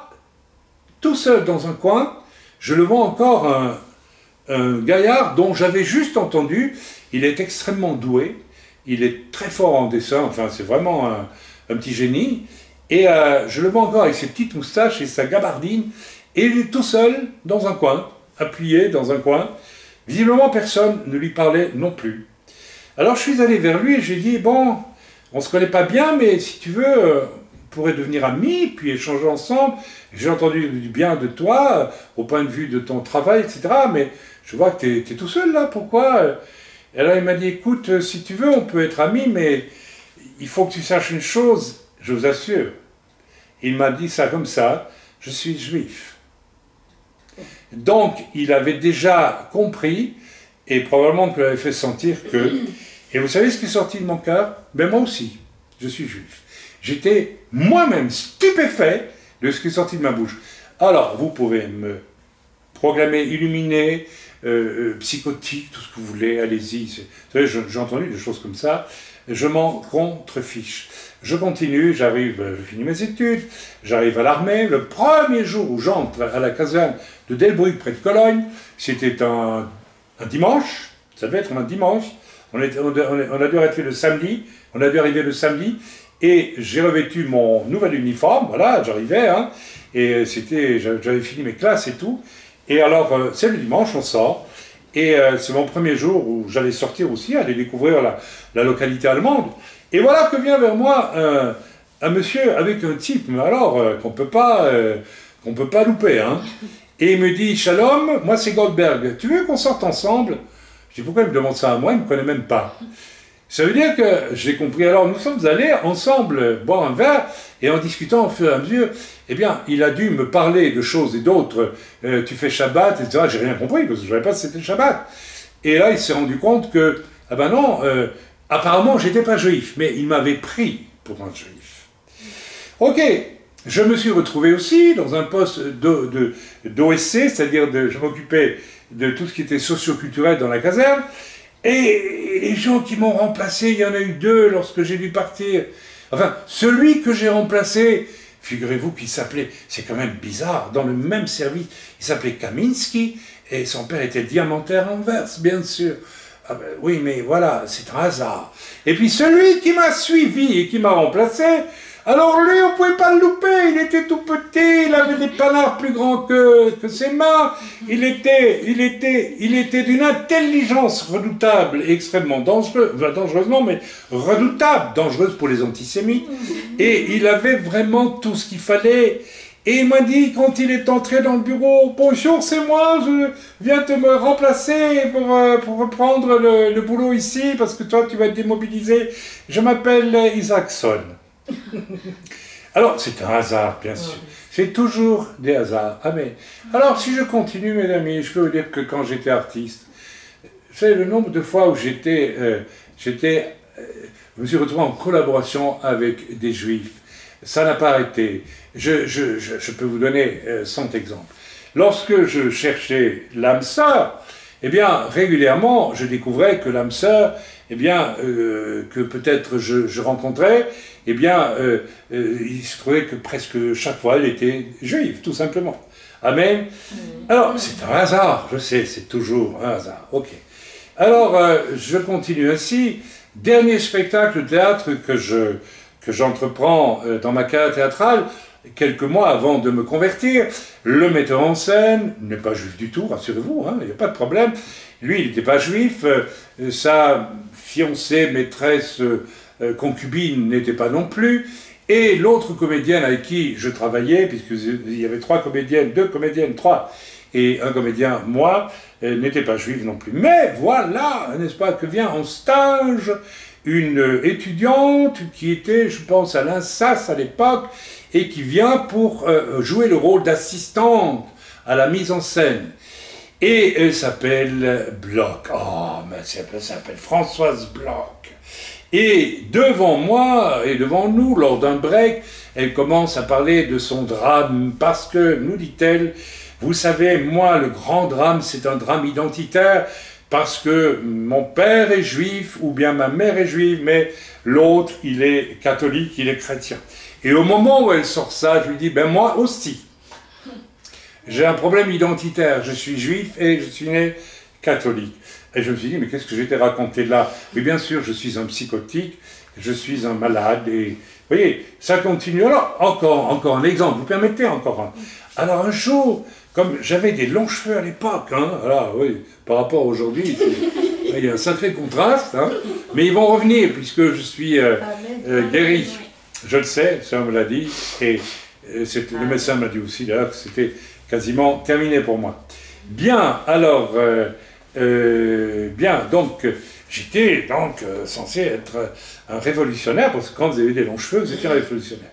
J'étais, si je devais me qualifier, une espèce de mystique, un anarchiste mystique. Voilà, c'était en gros ma philosophie de vie. Je haïssais la politique, qu'elle soit de droite, de gauche, je ne suis absolument pas concerné par ces choses-là. J'étais plutôt un poète, j'étais plutôt quelqu'un qui parlait de Dieu, d'ailleurs des nuits entières dans les bistrots d'artistes où je me rendais, et on m'écoutait, figurez-vous, quand je parlais de Dieu. Alors ça, c'était quand même assez extraordinaire aussi. Et voilà que je suis harponné par un certain, un beau gars, très beau type, un Palestinien du nom de Fawaz, il s'appelait Fawaz. C'était l'époque où les premiers Palestiniens étaient venus s'inscrire dans les universités en Belgique et probablement en France aussi. Hein, nous sommes là dans les années 75 par là, n'est-ce pas? Et dans le but, non pas d'étudier, mais dans le but d'introduire, n'est-ce pas, une désinformation contre Israël en faveur de la cause palestinienne. Donc, le cher Fawaz, qui est un arabe, n'est-ce pas, me dit ah, j'aimerais bien parler avec toi. Il ne me dit pas de quoi. Et je t'invite, je ne sais plus si c'est au restaurant ou si c'est à boire un pot, n'est-ce pas, quelque part. Je pense que c'était même au restaurant, ou bien c'était pour boire un pot, mais en plus on a mangé quelque chose. Ah, je me suis dit, ça te fait plaisir, oui. Je ne sais pas pourquoi tu veux me parler, mais allons-y. Donc le soir même, ou le lendemain, enfin qu'importe, nous nous retrouvons, je vois encore l'endroit, c'est à Liège, et sur un coin, sur une place, et alors il me dit, voilà, je voulais te parler parce que, voilà, je défends la cause palestinienne, etc., et nous cherchons des gens, et puis on voit que tu es un gars très engagé, un gars de gauche certainement, et que tu vas nous accompagner, et il nous fait des analyses, et je lui dis, à un moment donné, mais je lui dis carrément, hein, ça sort comme ça, mais Fawaz, alors pourquoi je lui dis? Tu sais que je suis juif. J'étais étonné moi-même de ce que j'ai dit à ce moment-là, alors que je n'avais pas encore les preuves de ma judéité. Alors Fawaz s'est rattrapé, m'a dit, oui, mais attends, il n'y a pas de problème, parce que nous ne sommes pas contre les juifs, nous sommes contre le sionisme. Hein? Et en réalité, je lui dis, écoute, arrête tout de suite, parce que j'aime Israël, je n'y ai jamais été, j'aime les juifs, je suis juif moi-même, et j'aime Israël, et en moi c'est très profond, tu ne pourras pas me l'enlever, donc tu perds ton temps. Alors il n'était pas content du tout, et moi j'étais pas mécontent, parce que j'avais mangé un gentil repas, et puis au frais de bah, je n'ai pas voulu, mais il n'avait qu'à faire attention à ce qu'il faisait bien. Ensuite, d'autres événements vont survenir, comme par exemple, j'apprendrai qu'on appelait, et ça par un voisin, enfin bref, mon grand-père le juif dans son village, je parle du côté de mon père, je vais découvrir des noms de famille troublants, et je vais être mis sur la piste, n'est-ce pas, de mes origines juives. Ok, alors je vous raconte tout ça, parce que tout ça c'est un parcours qui va ensuite déboucher sur... Tout ça se passe, j'ai pas dit de bêtises là, avant ma conversion. Et voilà qu'à ma conversion, n'est-ce pas, à plusieurs occasions, comme par exemple un jour dans l'Assemblée de Dieu, je me trouvais, et nous aimions chanter, je suis quelqu'un qui aime beaucoup chanter, à l'époque j'avais une belle voix, paraît-il, et le pasteur était un musicien, il était un premier prix de conservatoire, et donc avec lui on apprenait vraiment à bien chanter. Mais à un moment donné, quelque chose d'étrange a poussé en moi, et tout le monde s'est pas arrêté, tout le monde était réjoui, et le pasteur m'a laissé faire, et m'a dit après la louange, il m'a dit, mais c'était très beau ce que tu as chanté comme un juif, tu as changé le chant, tu as apporté une nuance, tu as commencé à chanter comme un juif chanterait à la synagogue. Je ne m'en étais même pas rendu compte. Mais en moi, l'amour d'Israël brûlait. Vous savez, ce sont des signes, ce sont des choses, ce sont des perles sur ma route, n'est-ce pas, qui ont été mises. Et un pasteur qui priait pour moi m'a dit aussi, vous avez visiblement, vous m'avez menti, vous ne m'avez pas dit que vous étiez juif. J'ai dit, mais je ne suis pas juif. À cette époque-là, j'estimais que je n'avais pas à te dire que j'étais juif, même si j'aimais Israël et si à certains moments ça sortait comme cela. Et j'étais devenu chrétien, j'étais sauvé. Et il m'a dit, vous avez toutes les caractéristiques dans vos difficultés de début de vie chrétienne, typiques des Juifs pour lesquels nous avons prié, ma femme et moi. Pourquoi vous ne nous avez pas dit que vous étiez Juif? J'ai dit, écoutez, je suis désolé, mais je ressens au fond de moi-même, mais je suis devenu chrétien. Et donc, il a fallu que je me positionne devant Dieu, mes amis. J'ai passé des heures dans la prière en disant, Seigneur, qu'est-ce que je fais avec ça maintenant? Je suis devenu chrétien, je suis sauvé en Yeshua, la grâce est entrée dans ma vie, ma femme aussi est devenue chrétienne, et qu'est-ce que je fais avec ça? Alors, je vais en profiter pour faire une parenthèse, parce qu'à l'époque, pour moi et pour ma femme, elle provenait d'une famille, n'est-ce pas, athée, à qui on avait enseigné Jésus n'existe pas. Ma femme a été éduquée comme ça, et il y a peut-être 4 ans d'ici, jusque-là ça n'a pas été révélé vraiment, eh bien ma femme a eu le privilège de découvrir le travail d'un de ses cousins qui, parce que la famille de ma femme est d'origine noble aussi, eh bien a eu accès à des archives auxquelles ne peuvent avoir accès que ceux qui sont d'ascendance noble, et des archives qui remontent à 1500, et je crois même un peu au-delà, si j'ai bon souvenir, qui retracent toute la généalogie de mon épouse du point de vue de la noblesse de sa famille. Mais alors, ce qui a été un choc, c'est que tous les noms sont alignés, il y en a des centaines et des centaines, donc les gens en direct, et des collatéraux aussi, mais en direct il y en a pas mal, eh bien il y a quelque chose comme 300 noms juifs qui apparaissent. Ce qui veut dire qu'en réalité, jusque 1500, eh bien nombreux sont les goïms qui ont épousé des juifs, ou des juifs qui se sont, je ne sais pas, convertis de France, je ne sais pas, mais en tout cas 300 noms juifs, mes amis. Et c'est là que ma femme, n'est-ce pas, elle est venue me montrer ça un jour, m'a dit, mais je suis donc profondément juif, moi aussi, et par mes ancêtres. C'est très intéressant parce que lorsque je reviens maintenant à cette expérience, qui est une autre expérience d'avant ma conversion et d'avant la conversion de mon épouse, je l'ai déjà raconté 100 fois, j'étais amoureux d'une jeune fille, qui n'était pas juive d'ailleurs, ça m'est arrivé aussi, hein, d'aimer des non-juifs, voilà. J'avais quelqu'un qui voulait trouver une épouse, donc je tombais amoureux, quoi, voilà. Et ça s'est pas fait du tout. Et elle m'a mis dans les pattes, j'ose dire, de sa copine, qui s'appelle aujourd'hui Elisheva, qui est ma femme, que je n'aimais pas, qui, je ne ressentais pour elle aucune palpitation du cœur, rien du tout, alors qu'elle était très belle, qu'elle était intelligente, elle était douée en peinture de façon extraordinaire, mais voilà, l'amour ça ne se commande pas. La seule chose qui m'avait frappé chez elle, quand je l'ai vue, et je n'étais pas encore un chrétien, alors vous me croyez pas, je m'en contrefiche, ça fait rien. Je crois que les païens peuvent avoir des perceptions spirituelles. Amen. J'ai vu, quand d'abord je l'ai vue, autour d'elle comme une lumière blanche, et quelque chose qui m'a convaincu que j'avais là en face de moi quelqu'un de bien. Je sais, c'est un peu cocorico de dire des choses comme celle-là, mais c'est la vérité. Jamais je n'avais ressenti ça pour une femme. C'est-à-dire un profond respect, et c'est comme si ma femme était en train d'entrer ma vie d'une façon qui n'a rien à voir avec les sentiments. C'est tellement vrai qu'à peine 3 semaines après, ou deux mois après, je ne sais plus, je marchais avec ma femme en rue, nous devisions comme des amis. Et j'étais un peu déçu de ne pas avoir pu faire en sorte que l'amie dont j'étais amoureux tombe amoureuse de moi. Et pourtant, j'ai dit à ma femme, enfin, c'est qu'à deux, à ma femme, veux-tu m'épouser? Et elle m'a répondu, oui, extraordinaire. Et nous n'avons pas pu sortir de cet échange, puisque 3 mois après, nous étions mariés, et nous sommes toujours mariés. Vous savez ce qui est intéressant? C'est que nous avons découvert aussi que ma femme a 2 sœurs, extraordinaires. Elles sont donc toutes les 2 aussi d'origine juive. Et puis, un jour, on s'est fait une réflexion, on dit, mais elles ont épousé 2 bons hommes qui sont tous les 2 d'origine juive. L'un, sa mère, a un nom juif à tout casser d'Alsace, et il a un type bien marqué. L'autre, il avait le nom d'une grand-mère qui signifiait Cohen, tout simplement.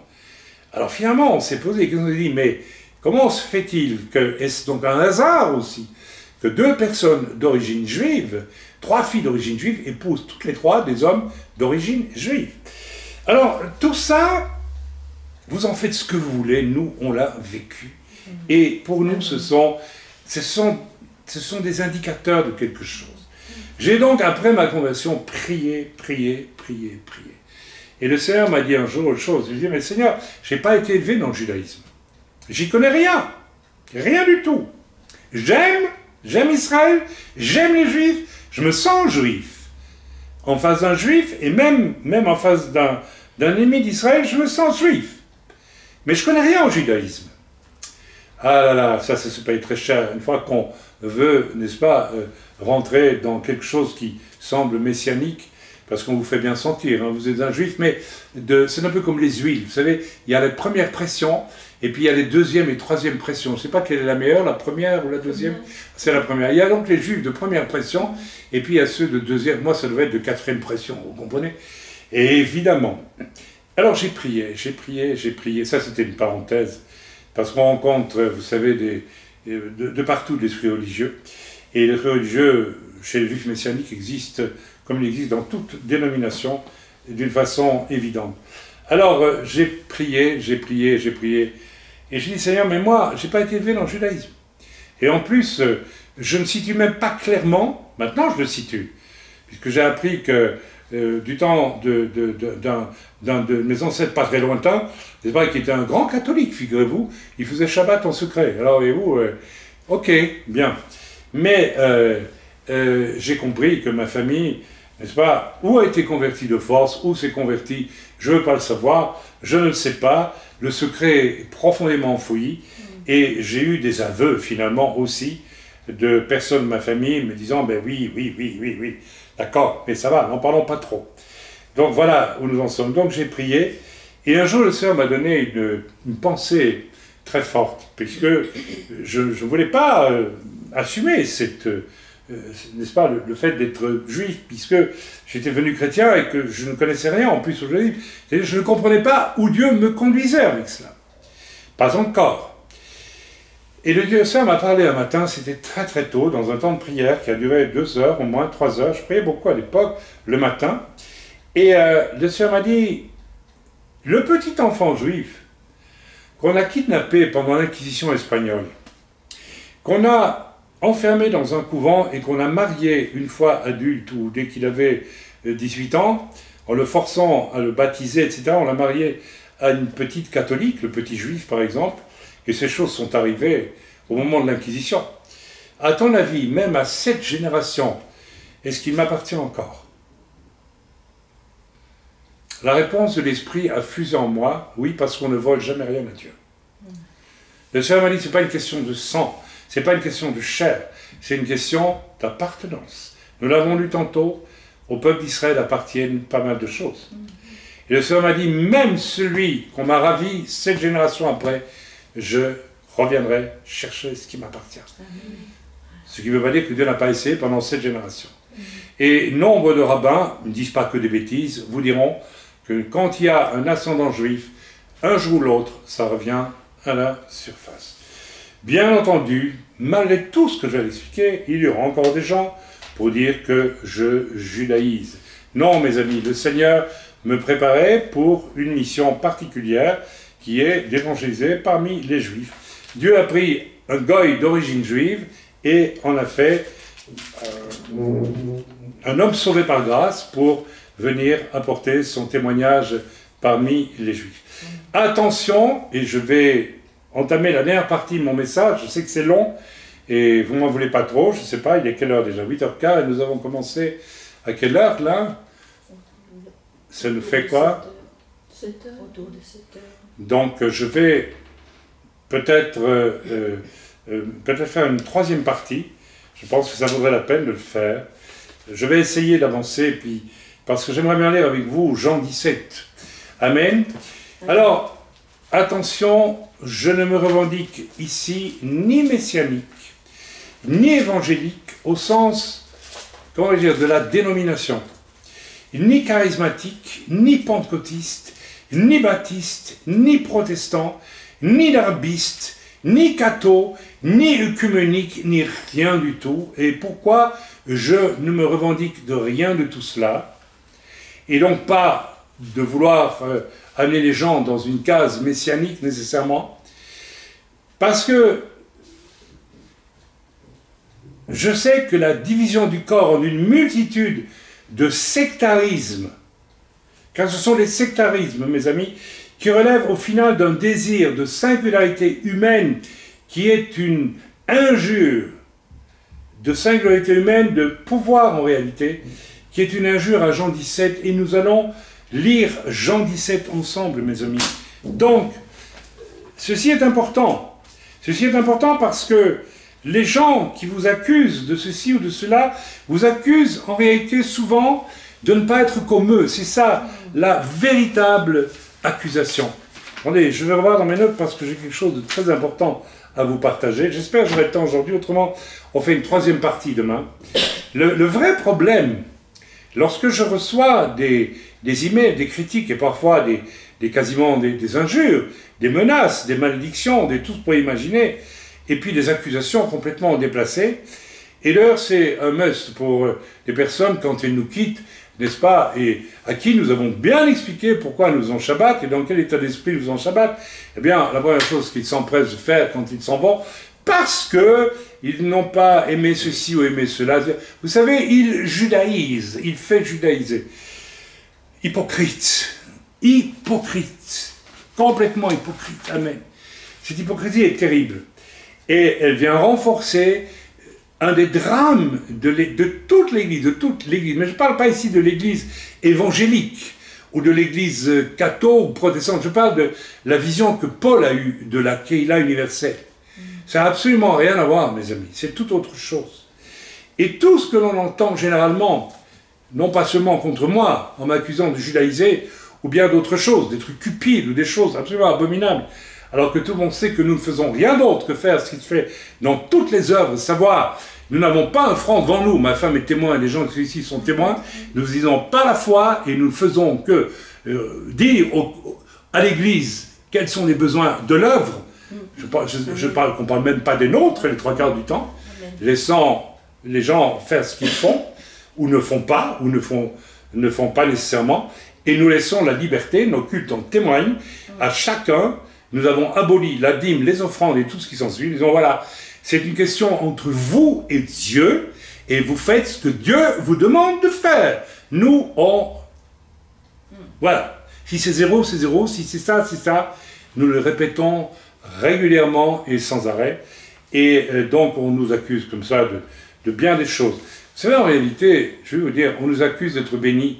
Vous savez pourquoi? Parce que oui, nous recevons de l'argent. Oui, bien sûr. Vous savez pourquoi? Parce que je marche par la foi. Et quand j'ai un projet de Dieu, je n'ai pas un franc devant moi. Et vous savez ce que je fais? Je prie. Et Dieu pourvoit. Alors ça, c'est ce qui crée la jalousie, n'est-ce pas? Dans vos médiocres vies chrétiennes, ou bien où vous donnez péniblement cette dîme qui vous coûte si cher à donner, et que vous donnez par pur devoir religieux, sans vous préoccuper si Dieu vous demande peut-être de donner un jour plus que cela. Faites l'étude des dîmes, et je m'approche de la caméra en parlant ici, et je le fais délibérément. Faites l'étude des dîmes dans l'ancienne alliance, et vous verrez que c'est loin d'être les 10%, c'était bien d'autres choses, toutes les dîmes. Alors arrêtez s'il vous plaît, arrêtez. Nous sommes sous la grâce, c'est vrai, et pour nous la dîme et les offrandes n'existent plus. Amen, n'existe que ce que vous avez à faire seul devant Dieu pour voir à l'œuvre du Seigneur. Et que tous les jaloux, eh bien, commencent à vivre comme nous, vous verrez que, etc. J'ai fait un jour résumé à une certaine Jézabel, n'est-ce pas, qui se plaisait à me rappeler, n'est-ce pas, des horreurs qu'on raconte sur moi. Eh bien, à ce niveau-là, je lui ai fait, n'est-ce pas, un énorme énoncé de tout l'argent que nous avions envoyé pendant 2 ans, n'est-ce pas, ou que j'ai envoyé moi-même en soutenant, par exemple, un orphelinat, de mes propres soutiens pendant des années au Togo. 500 € tous les mois, ça vous dit? Amen. Ok? Alors vous allez dire, ah, mais vous avez de l'argent, frère. Mais oui, mais j'ai la foi. Amen. Amen. Ok, mais ça, on n'en parle pas. Et les véhicules, 15 000 $ collectés pour une œuvre, n'est-ce pas, là-bas, et puis tant d'autres choses que nous avons données. Amen. Un centre s'appelle le Refuge, que nous avons donné gratuitement pour que pendant 10 ans, des personnes dans le besoin puissent y vivre sans dépenser un copec, ni de location, ni de chauffage, ni de rien du tout. Tout ça, on n'en parlera jamais, et bien d'autres choses. Mais je ne veux pas mettre en avant ici notre générosité. Mais écoutez, les jaloux, écartez-vous, s'il vous plaît. Vous n'avez pas de quoi vous parler. Amen. Ok, nous allons lire Jean, et merci pour les amens que j'entends ici, parce que ceux qui sont ici sont témoins, et j'invite tous les gens qui entendent des choses puantes, et la francophonie est championne pour ça. Vous savez pourquoi je me suis rendu compte, au début, quand j'ai servi le Seigneur, j'avais une légitime ambition. J'étais appelé comme évangéliste au départ. Et mon désir était de dédier toute ma vie pour organiser des évangélisations massives partout où on aurait pu le faire. Je voyais faire Reinhard Bonnke, je voyais faire certains serviteurs de Dieu américains de grande valeur. Et j'ai voulu le faire. Mais mes amis, je me suis vite heurté à quelque chose de terrible. Il y a une médiocrité dans la francophonie qui ne permet pas. Trouvez-moi un évangéliste de valeur qui a vraiment fait un travail puissant en francophonie depuis 30 ans, 40 ans, vous n'en trouvez pas un seul. Il y en a eu un, mais à cause de quelques erreurs qu'il a commises, on l'a tué cet homme. On l'a détruit, Et il y aura des comptes à rendre devant Dieu aussi. J'ai entendu, je ne sais plus où, il y a quelques jours, quel malheur, il n'y a plus de prophètes en France. Mais si, vous avez des prophètes en France. Mais vous savez ce qui se passe, amis français, vous les tuez et vous les chassez les uns après les autres. Quand j'ai quitté la France il y a plusieurs années, eh bien, pour m'installer, les quartiers généraux d'œuvre en Suisse, et puis faire l'Alia ici en Suisse, eh bien, vous savez, j'étais prophète, mes amis. Et j'ai prophétisé des choses, les gens qui sont ici sont témoins, qui se sont effectivement passés. Moi, je ne suis pas un rigolo à qui on peut dire, tu as prophétisé telle chose, elle ne s'est pas accomplie.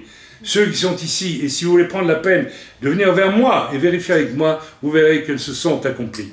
Et même des choses extrêmement difficiles à prophétiser, devant des pastorales, amen, où on m'a éjecté quasiment parce que j'avais prophétisé quelque chose qui ne pouvait que déplaire et qui s'est accompli, mot pour mot, amen.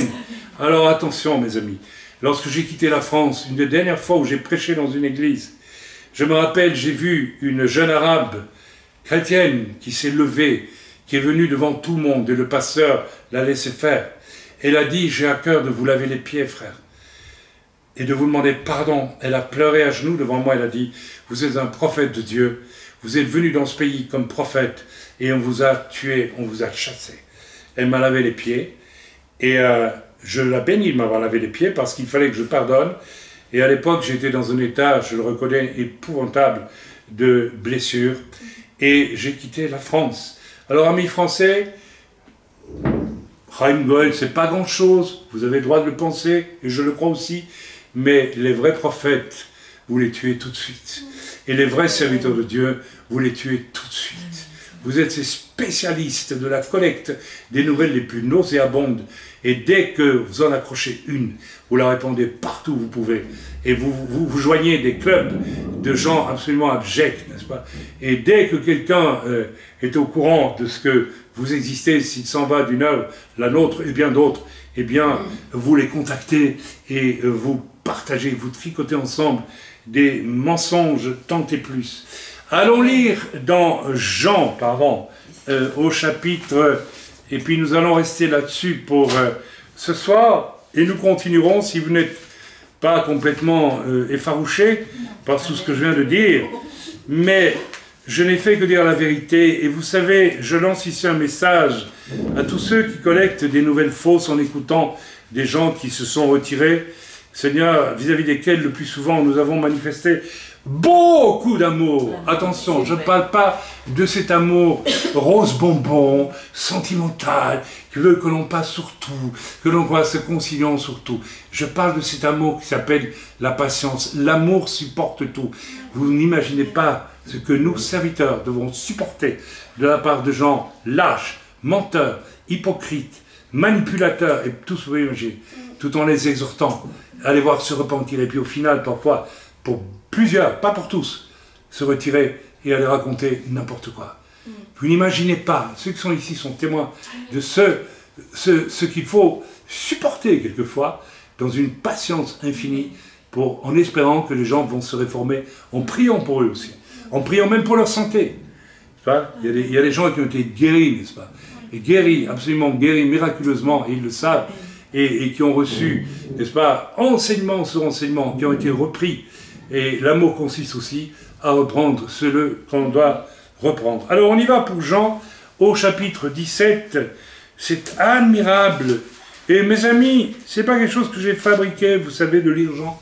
C'est quelque chose que Dieu m'a demandé de vous lire. Et nous allons le lire, et puis nous reprendrons là demain. Je m'arrêterai là pour ce soir. Après avoir ainsi parlé, Jésus leva les yeux au ciel et dit, « Père, l'heure est venue, glorifie ton Fils. » Sur la croix. « Afin que ton Fils te glorifie. » Incroyable cette parole. « Selon que tu lui as donné pouvoir sur toute chair, afin qu'il accorde la vie éternelle à tous ceux que tu lui as donnés. » Alors je m'arrête tout de suite, première chose, puis je lirai tout le reste, rassurez-vous. Ok, rappel de la croix qui est la même pour tous.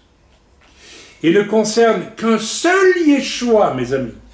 Pas 10 ou 15 000 Jésus différents. Il y a actuellement sur la terre quelque chose comme 10 000 dénominations différentes, si j'ai bon souvenir. Églises, dénominations, etc., indépendantes les unes des autres. Il y a donc 10 000 Jésus différents. Oui, je dis il y a 10 000 Jésus différents parce que tant que vous n'aurez pas compris que Jésus est le même pour tous, et que vous n'êtes pas capable de respecter n'importe quelle personne de n'importe quelle dénomination, comme étant lui aussi un disciple de Jésus, de Yeshua, sauvé par grâce, vous savez qu'il y a des dénominations où on vous interdit d'aller prendre la scène ailleurs que dans la secte, parce que c'est des sectes. Vous savez pourquoi? Ah ben parce que partout ailleurs, la Sainte Seine, c'est pas bon. Il n'y a que la nôtre qui est la bonne Sainte Seine. Mes amis, quand on en arrive à des choses comme celle-là, on est dans la secte. Alors est-ce que nous ne sommes pas plus proches des sectes, du sectarisme entre nous? Dans l'Église, en tout cas, personnellement, j'ai toujours refusé, et c'est la raison pour laquelle je comprends pourquoi Dieu m'a demandé, dès le début de mon ministère, pas de dénomination, pas de fédération. Pourtant, on m'a proposé des places, des bonnes places, qui auraient pu m'élever. Et j'ai dit non. Amen. Alors, mes amis, nous n'avons qu'un Jésus, un Jésus. Et nous avons été donnés à Jésus. Ok. Comment vous vous arrangez si vous êtes donné à Jésus avec l'étiquette baptiste? Si vous êtes donné à Jésus avec l'étiquette catholique? Vous êtes donné à Jésus avec l'étiquette messianique, parfois encore pire. Si vous êtes donné à Jésus avec l'étiquette assemblée de Dieu, ou l'étiquette ceci, ou l'étiquette cela, qu'est-ce que Jésus voit en vous? Une personne qui lui appartient parce qu'il est passé sur la croix et que vous êtes passé sur la croix avec lui? Mais le Seigneur, il s'en contrefiche de votre. Et pourtant, c'est depuis cette position dénominationnelle que vous jugez les autres. Toujours, et que vous permettez des choses parfois terribles. Verset 2, nous sommes tous donnés à Christ. C'est Christ qui prime et non nos points de vue humains de dénomination, mes amis. Amen. Continuons la lecture. Or, la vie éternelle, c'est qu'ils te connaissent. C'est qu'ils te connaissent, toi, le seul vrai Dieu. La vie éternelle, c'est qu'ils te connaissent, toi, le seul vrai Dieu. Mes amis, quel est le Dieu que l'on enseigne dans des dénominations qui, de toute façon, pour une raison ou pour une autre, limitent l'écriture à certains passages et pas à tous? Et c'est le cas. Quand j'entends un ancien pasteur qui aujourd'hui se dit rabbin messianique et qui ose dire, mais enfin, c'est une évidence que tous les apôtres étaient appelé rabbin, n'est-ce pas? Alors que Yeshua lui-même indique que nul ne vous appelle maître, ça veut dire rabbin, que nul ne vous appelle père, que nul ne vous appelle maître. Amen, car il n'y en a qu'un seul qui peut revendiquer ce titre, bien sûr, c'est Jésus lui-même. Quand j'entends les points de vue des baptistes contre les pentecôtistes, des pentecôtistes contre les baptistes, des larbistes contre tout le monde, et que c'est... Oui, oui, absolument. Et puis les catholiques qui massacrent des protestants parce que... Voilà, non, non, c'est nous qui avons la vérité. Donc on se massacre au nom de la vérité. De ma vérité. En fait, nous campons dans des positions qui ne sont pas l'Église et où nous pratiquons la haine de l'autre et certainement pas l'amour de l'autre. Parce que si nous pratiquions l'amour de l'autre, quand nous entendons du mal contre lui, nous pratiquerions la parole de Dieu qui dit, si tu as vu ton frère qui pêche, or tu n'as rien vu du tout, et tu répands des propos, tu répètes des choses que tu as entendues. Amen. Tu es un lâche. Tu es un lâche, tu es un criminel quand tu agis ainsi. Mais par contre, il te dit, si tu as vu ton frère qui pêche, va et reprends-le. Moi, je les attends, vous savez, des gens qui me reprochent quelque chose, mais qui viennent me le dire, qui viennent me le dire à moi, qui viennent me le reprocher, qui viennent chez moi, qui viennent me parler. Est-ce que je n'écoute pas les gens quand ils me parlent? Est-ce que je vous ai déjà fouetté? Non. Est-ce que je vous ai mis dans une cage avec un lion pour vous empêcher de vous exprimer? Non. Non. Nulle part. Si tu vois ton frère qui pêche, va et reprends-le entre toi et lui. Aime-le. Essaye de le ramener loin de son péché. Vous savez ce qu'on a aujourd'hui? Nous avons des gens pécheurs qui accusent les autres. J'ai reçu aujourd'hui un mail à ce point ignoble, à ce point impur, à ce point démoniaque, de la part d'une personne qui prêche, que j'en suis resté assis comme deux ronds de flanc. Et je dis, mais cette personne est pleine de démons, c'est impossible autrement. Ça va très loin aujourd'hui. Pour continuer la lecture, or la vie éternelle, c'est qu'ils te connaissent toi, le vrai Dieu. Et pas ce que prêche votre dénomination, mes amis, ni ce que vous racontent des âneries des gens que vous côtoyez.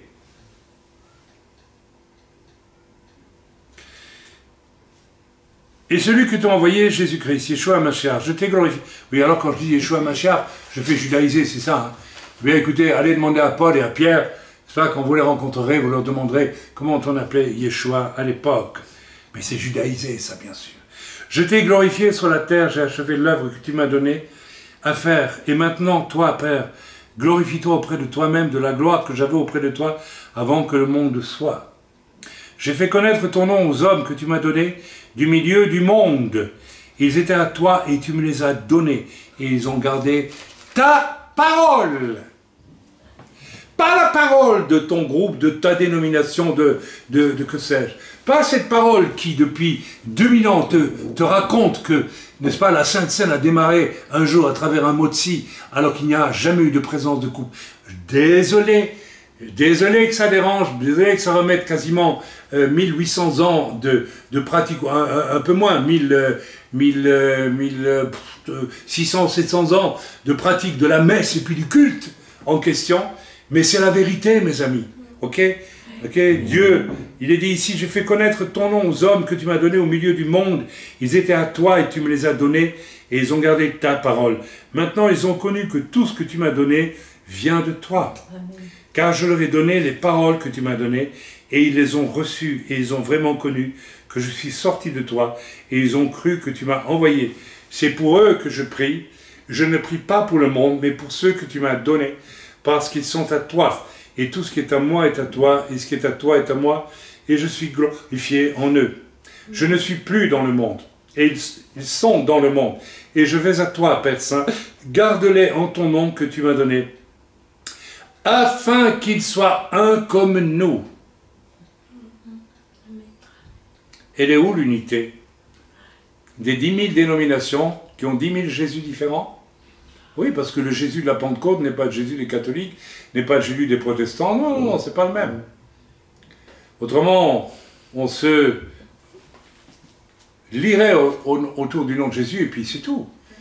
Et on déciderait peut-être, ça serait ça, un bel œcuménisme, de dire, ok, Jésus est vraiment notre sauveur, alors on va oublier tous nos enseignements, et les pentecôtistes, et les baptistes, et les darbistes, et les protestants, ceci, enfin les 10 000. Et on va chercher ensemble, en relisant toute l'Écriture, pour trouver ce qui est biblique. Et là, je vous fiche mon billet qui aurait de sacrées surprises, parce qu'il y a des pans entiers de l'Écriture qui sont voilés pour certains, parce qu'ils ont grandi dans des milieux voilés, où l'on a voilé les choses.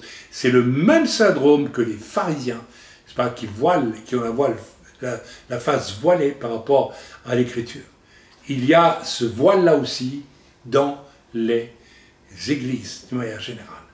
Et c'est ce qui permet de faire des choses abominables. Abominables. Abominables. Lorsque j'étais avec eux et qui ne permet pas au corps d'être un. Vous savez, j'ai dit à quelqu'un récemment qui avait pris l'habitude de vouloir fabriquer des petits panneaux où il était question, pour faciliter les choses dans les conventions, quand nous nous réunissons, par exemple, eh bien, à tel endroit, défense d'entrée, parce que les anciens discutent, ou bien ne pas entrer ici, etc., etc. Et j'ai dit à la personne, mais dis donc, tu vas nous enfermer dans un véritable truc de flic, toi, si on continue avec toi. Toutes ces choses qui, n'est-ce pas, d'éviter d'entrer dans telle porte parce que l'on sait que les anciens y sont réunis, ça fait partie des choses délicates que l'on ressent, qu'on n'a pas besoin de nous imposer. Amen. Mes amis, la vraie relation dans le corps devrait être faite d'amour et de je suppose que tu sais les choses et que tu ne vas pas faire comme ça. L'amour ne soupçonne pas le mal, mais l'amour supporte aussi le mal. Amen, ce qui veut dire que, voilà, c'est une construction d'amour de vivre le corps de Christ. Mais pas l'amour à l'eau de rose, hein, pas l'amour, vous savez, les gens aiment tellement qu'on les aime, qu'on s'occupe d'eux, qu'on leur donne tout ce qui est bon, tout ce qui est agréable, tout ce qui est bien, quand ils le veulent, comme ils le veulent. Ah oui, ça, alors là, vous les aimez. À partir du moment où vous commencez à dire, mais ton comportement, là, il manque d'amour, il manque de respect, ton comportement vaniteux, ton comportement, n'est-ce pas, égoïste, ça est quelque chose qui heurte l'amour, et les anciens sont là pour ça, les ministères sont là pour ça, la relation entre frères et sœurs, elle est là pour ça. Même pour moi, si je commets une erreur, eh bien, d'abord je vais le sentir, et ça m'est arrivé avec une jeune sœur qui était ici il n'y a pas longtemps. J'avais cru que j'avais peut-être maladroitement offensé, et j'ai été la trouver. Et elle m'a dit, mais non, vous ne m'avez pas offensé du tout. Ok, mais j'ai pensé que peut-être ça avait été le cas. Amen. Alors cet amour et cette humilité-là, évidemment, on n'en veut pas. On ne veut que l'amour, bisounours. Ça, c'est... Ok, on continue la lecture. Amen. Père Saint, garde-le en ton nom que tu m'as donné, afin qu'ils soient un comme nous. Lorsque j'étais avec eux dans le monde, je les gardais en ton nom. J'ai gardé ceux que tu m'as donnés. Mes amis, ce n'est pas votre église. Ce n'est pas même votre pasteur. Ce n'est pas votre dénomination. Si, les anciens sont là pour veiller sur vous. Si.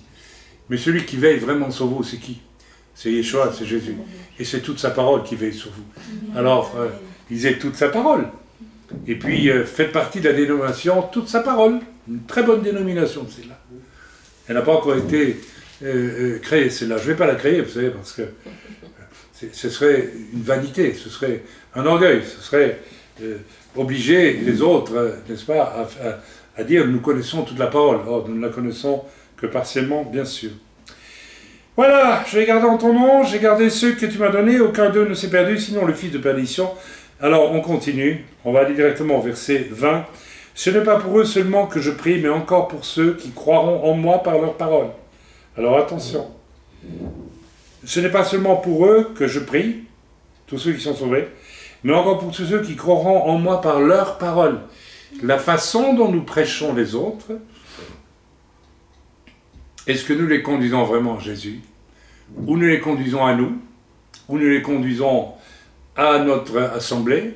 Ou nous les conduisons à un homme de Dieu que nous trouvons extraordinaire? Parce que nous-mêmes, n'est-ce pas, nous n'avons jamais été conduits à Christ, mais conduits à quelqu'un derrière lequel nous nous camouflons pour avoir une espèce de crédibilité. Vous savez, c'est exactement ce qui se passe pour des tas de chrétiens. Les chrétiens n'ont jamais été aussi superficiels, j'en ai parlé hier, n'est-ce pas, et aussi démunis qu'aujourd'hui. Alors qu'est-ce qu'ils font? Ben, ils cherchent des gens extraordinaires auxquels se raccrocher en oubliant une chose, c'est que quel que soit le caractère exceptionnel d'un ministère, son onction, ou bien les dons que Dieu lui a donnés, son enseignement, etc., et je me mets absolument dans l'eau, il est fatalement un homme imparfait, voire pécheur. Mais ne lui inventez pas des péchés, s'il vous plaît. Priez pour lui pour qu'il ne tombe pas dans le péché. Priez pour ça, au lieu de le critiquer. Au lieu de le critiquer, qu'est-ce qu'on critique les serviteurs de Dieu aujourd'hui? Amen. On continue la lecture. Donc, ils ne sont pas du monde, etc. voilà, comme tu m'envoies dans le monde, je les ai aussi envoyés dans le monde, et je me sanctifie moi-même pour eux, afin qu'eux aussi soient sanctifiés par la vérité. Vous vous rendez compte de ce qui est écrit ici? La sanctification de Jésus, c'est accepter de monter sur la croix, mes amis. C'est-à-dire chasser de son cœur tout ce qui pourrait être un refus. Ok? Oui. Afin qu'eux aussi soient sanctifiés par la vérité. La vérité, mes amis, c'est que nous devons monter sur la croix avec Christ et faire très attention à tout ce que nous disons, à tout ce que nous faisons. Ce n'est pas pour eux seulement que je prie, mais encore pour ceux qui croiront en moi par leur parole. J'ai déjà commenté. Afin que tout soit un, tout soit un. Écoutez bien ça. Comme toi, Père, tu es en moi, et comme je suis en toi. Afin qu'eux aussi soient un en nous, pour que le monde croie que tu m'as envoyé. On peut lire cette phrase à l'envers. Le monde peut-il croire que tu as envoyé Jésus dans la mesure que nous ne sommes pas un, comme le Père et le Fils sont eux un. Or nous ne sommes pas un. Le corps est plein de haine, plein de lâcheté, de convoitise, de fausseté, de colère, d'orgueil, plein. Et fondamentalement rempli de cases qui en elles-mêmes sont un aveu de ce que l'Église n'est pas unie. Amen. Je vais en rester là avec mon message de ce soir et je vais demander à ma sœur d'arrêter l'enregistrement et puis nous reprendrons demain pour la troisième et dernière partie de cet enregistrement. J'espère que cela vous parle. En tout cas, moi, ça me parle énormément. Je voudrais juste terminer en disant que je bénis et je pardonne à tous ceux qui nous font du mal, y compris les gens horribles, qui profitant de ce que j'étais atteint par la maladie, en profitent pour me servir des propos atroces. Je veux dire une chose, ce propos atroce, c'est parce que vous êtes pécheur, et donc atroce, horrible, mauvais, judaïsant, cupide, enfin tout cela, on me le sort, hein, eh bien que vous avez ce cancer. Mes amis, je veux dire une chose, j'ai 70 ans. Il y a encore 10 ans d'ici, probablement, ou 20 ans, on n'aurait jamais détecté ce cancer-là que j'ai, qui est un cancer, je ne vais pas vous dire lequel, c'est privé, eh bien, qui est absolument banal pour tous les hommes de mon âge. Et le médecin m'a dit, lorsque je suis allé trouver le premier des oncologues, celui-ci m'a dit, vous pouvez très bien vivre comme ça jusqu'à l'âge encore pendant 10 ans, mais vous mourrez à 80 ans. Donc il s'agit d'une maladie qui arrive quasi automatiquement à tous les hommes de mon âge. Autour de moi, j'ai plusieurs serviteurs de Dieu, exemplaires des saints, mes amis, qui sont atteints du même problème. Alors ils sont tous des pécheurs. Je crois au bénéfice de la maladie qui nous permet de prendre du temps à part avec Dieu pour chercher sa face, éventuellement découvrir qu'il y a du péché, mais je ne donne pas le droit à autrui de décider de votre péché, ni de quoi que ce soit d'autre, parce que vous seriez malade. Amen. Je tremble pour ce genre de personnes. Je ne crois pas que la maladie n'est que la conséquence du péché. Et vous savez, c'est absolument invraisemblable, parce que les gens qui sont en accointance avec cette personne sont malades de A à Z depuis des années. Mais bien sûr, eux, ils ne sont pas dans le péché. Alors que j'ai prié pour ces gens, et que je les ai soutenus, et que je les ai encouragés, et qu'ils ont été guéris parfois. Amen. Amen. Amen. Alors, non, la maladie n'est pas toujours le fait du péché. Vous savez, nous mourrons tous. Or, on a beau devenir croyant en Christ, on meurt encore, mes amis. Et en général, on meurt de maladie. Je ne sais pas si vous le savez. J'ai assisté à des enterrements de gens sauvés, magnifiques, au ciel. En général, ils ont eu pas mal de petits problèmes de maladie avant de mourir. Alors, est-ce à dire pour autant qu'ils ont été pécheurs? Alors qu'en général, lorsque l'on va vers la vieillesse et qu'on est un chrétien authentique, on prend garde justement à se placer soigneusement devant Dieu pour éviter de rester éventuellement dans l'un ou l'autre péché. On avance dans une vieillesse scrupuleuse. Bien, alors, je laisse, n'est-ce pas, aux gens qui relâchent des choses comme celle-là avec une vraie méchanceté, qui ne me blesse pas, hein, je pardonne de tout mon cœur, mais je prie vraiment Dieu qu'ils ne tombent pas malades, parce qu'il faudra qu'ils admettent qu'ils ont peut-être péché. Et dans ce cas-là, eh bien, il faudra peut-être se poser des questions. Et bon, mais voilà, on entre dans quelque chose de tellement malsain, je n'ai pas envie d'aller plus loin. Je pardonne et je bénis ces personnes dans le nom de Yeshua. Je sais que nous sommes dans des temps difficiles, que l'Église traverse des temps très durs, qu'il y a beaucoup de trahisons, et d'ailleurs l'Écriture nous a prévenu que ces choses arriveraient.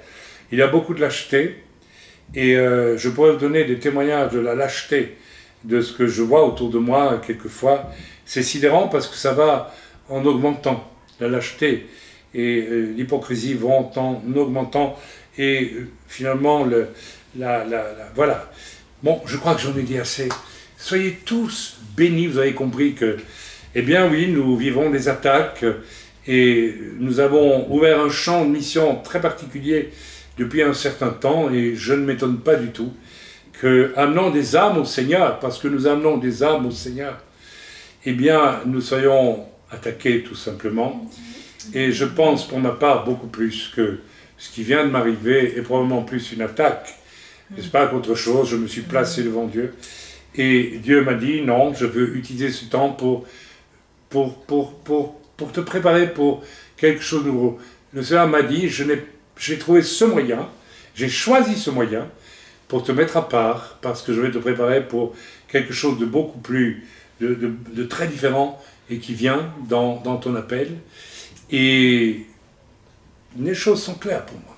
Que Dieu soit béni. Amen. Amen.